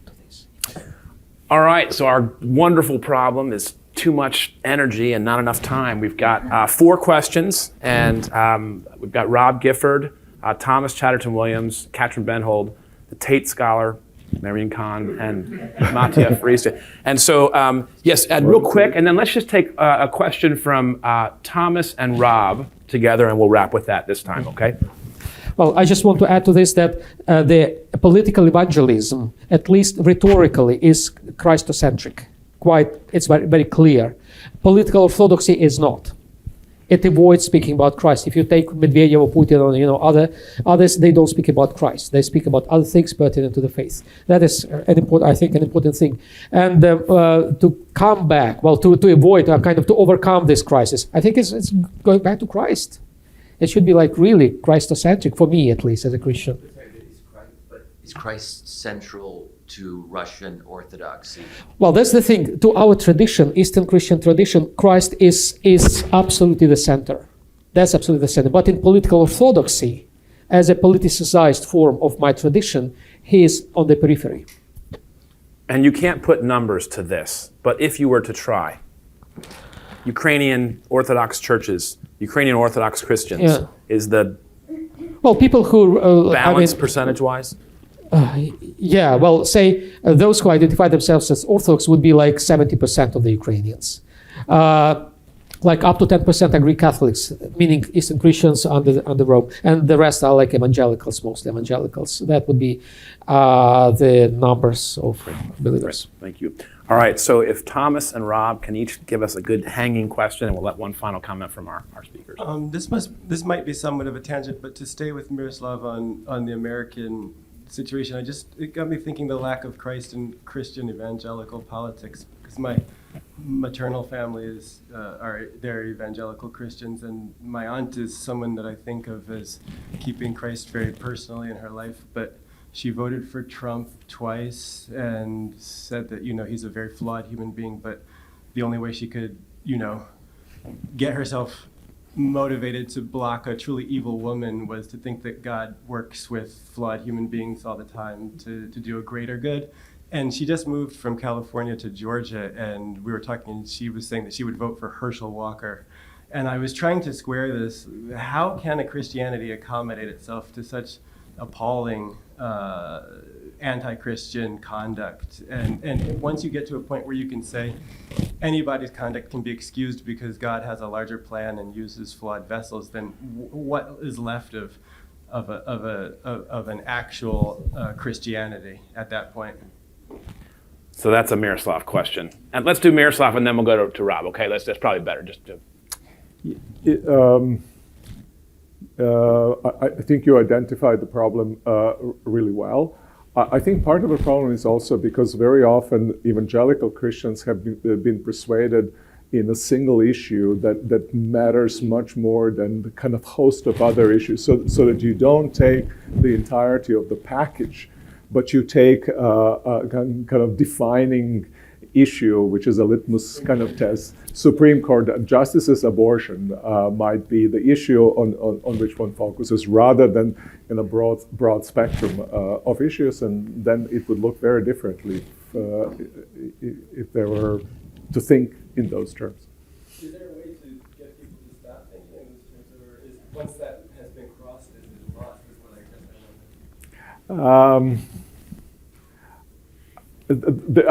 guess I can say that there's a way to try, and in personal conversations, I persuade people, and then as soon as they become part of their own tribe, they immediately say the same things as before, because they're afraid that those walls are going to be eroded, and then everything's gonna fall away.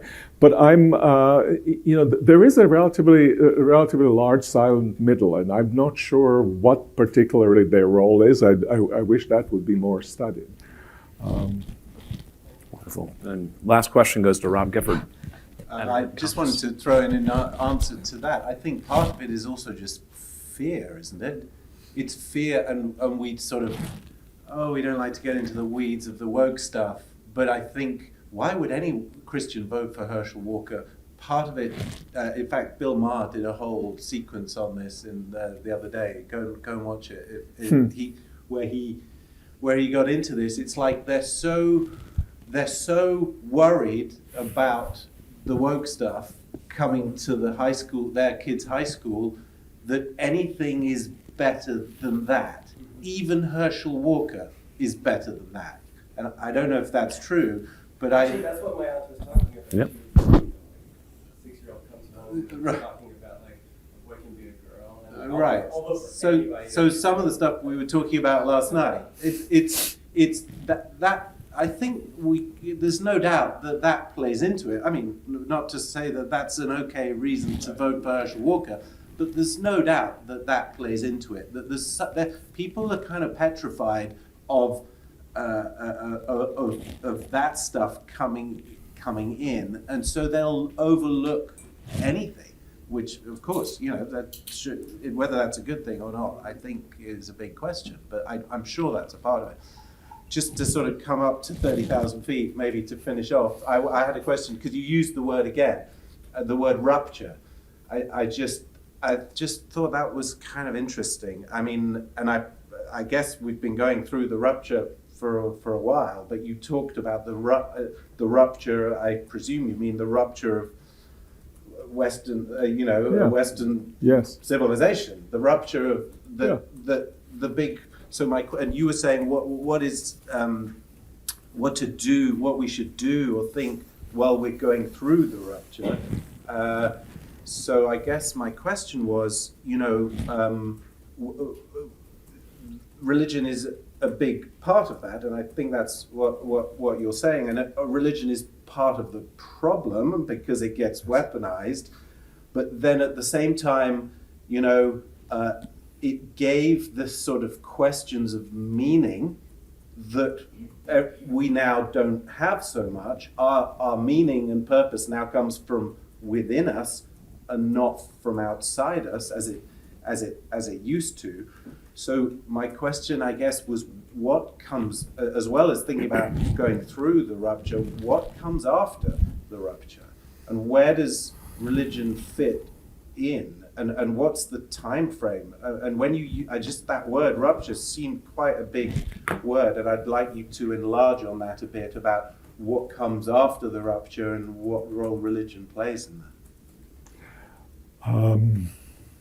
How long should this comment be? I mean, there is a sense, right, that the world cannot continue as it is going on a number of fronts. You will know that better than I. And the question is, one. Two, it would seem to me that fundamental values, which are to orient our lives, whether they come from us or whether they come from some transcendent source, will always be normative values. That is to say, that cannot be defended strictly on either scientific or rational grounds. We cannot, that is to say, the normative visions are by definition such that cannot be derived simply from observation. Where do they come? That is a significant issue. And even as we inherit them, how do we negotiate those values? Under what auspices do we think, or with what metaphor do we think the world, so that we can proceed in negotiating and thinking through the values, or letting the values that will guide us emerge? That is a fundamental question, as I see it, before which the humanity stands. And sooner we start attending to it, the better will be.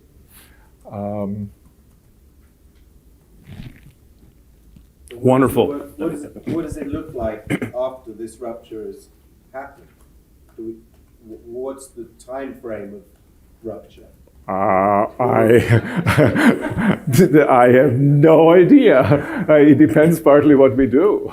That is to say, I can sketch to you what happens as the one world is ending and the new world is being born. Those seem quite apocalyptic phrases, like the old world is ending and the new world is being born. Are you talking in specifically religious terms, in terms of religion in society, or are you talking about the path of liberalism and how it deals with these great conflicts?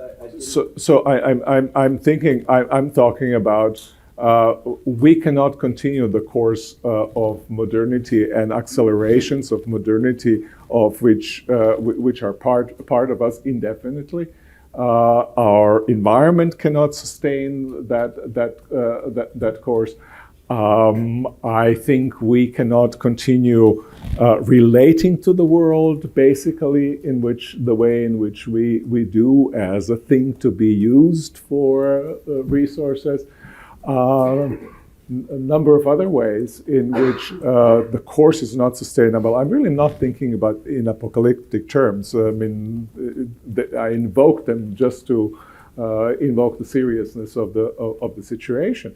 But I don't see us, educational institution, I'm at Yale, I don't see us thinking in terms of what might be the possibilities, what we might imagine the world like. That seems pretty far from most of my students. They're asking, here's a point A, here's point A, here's point B, I need to find a way how to get there, and tend not to think much further than that. And that may be a very worthy point B, but the larger normative questions are pushed aside, and we're not educated to take them up seriously. Well, that was a lovely open answer, and I would only add, Rob, you got to follow the basic rules. Like, don't do what the Kremlin does and get drunk before you're writing. That's a good start. And, no monocausal solutions. The right metaphor. All right, so we have a lot to work with. We're basically right across the way for lunch. There are no place settings for lunch, so sit with a new friend. And the only sort of hard rule is that we'll be back in this room at 1:30 sharp. To start off with a sort of next steps conversation about democracy, pluralism, identity, open thinking with Aline and Shadi. Okay, so 1:30 back in this room. Enjoy lunch just across the way. Yeah, thank you.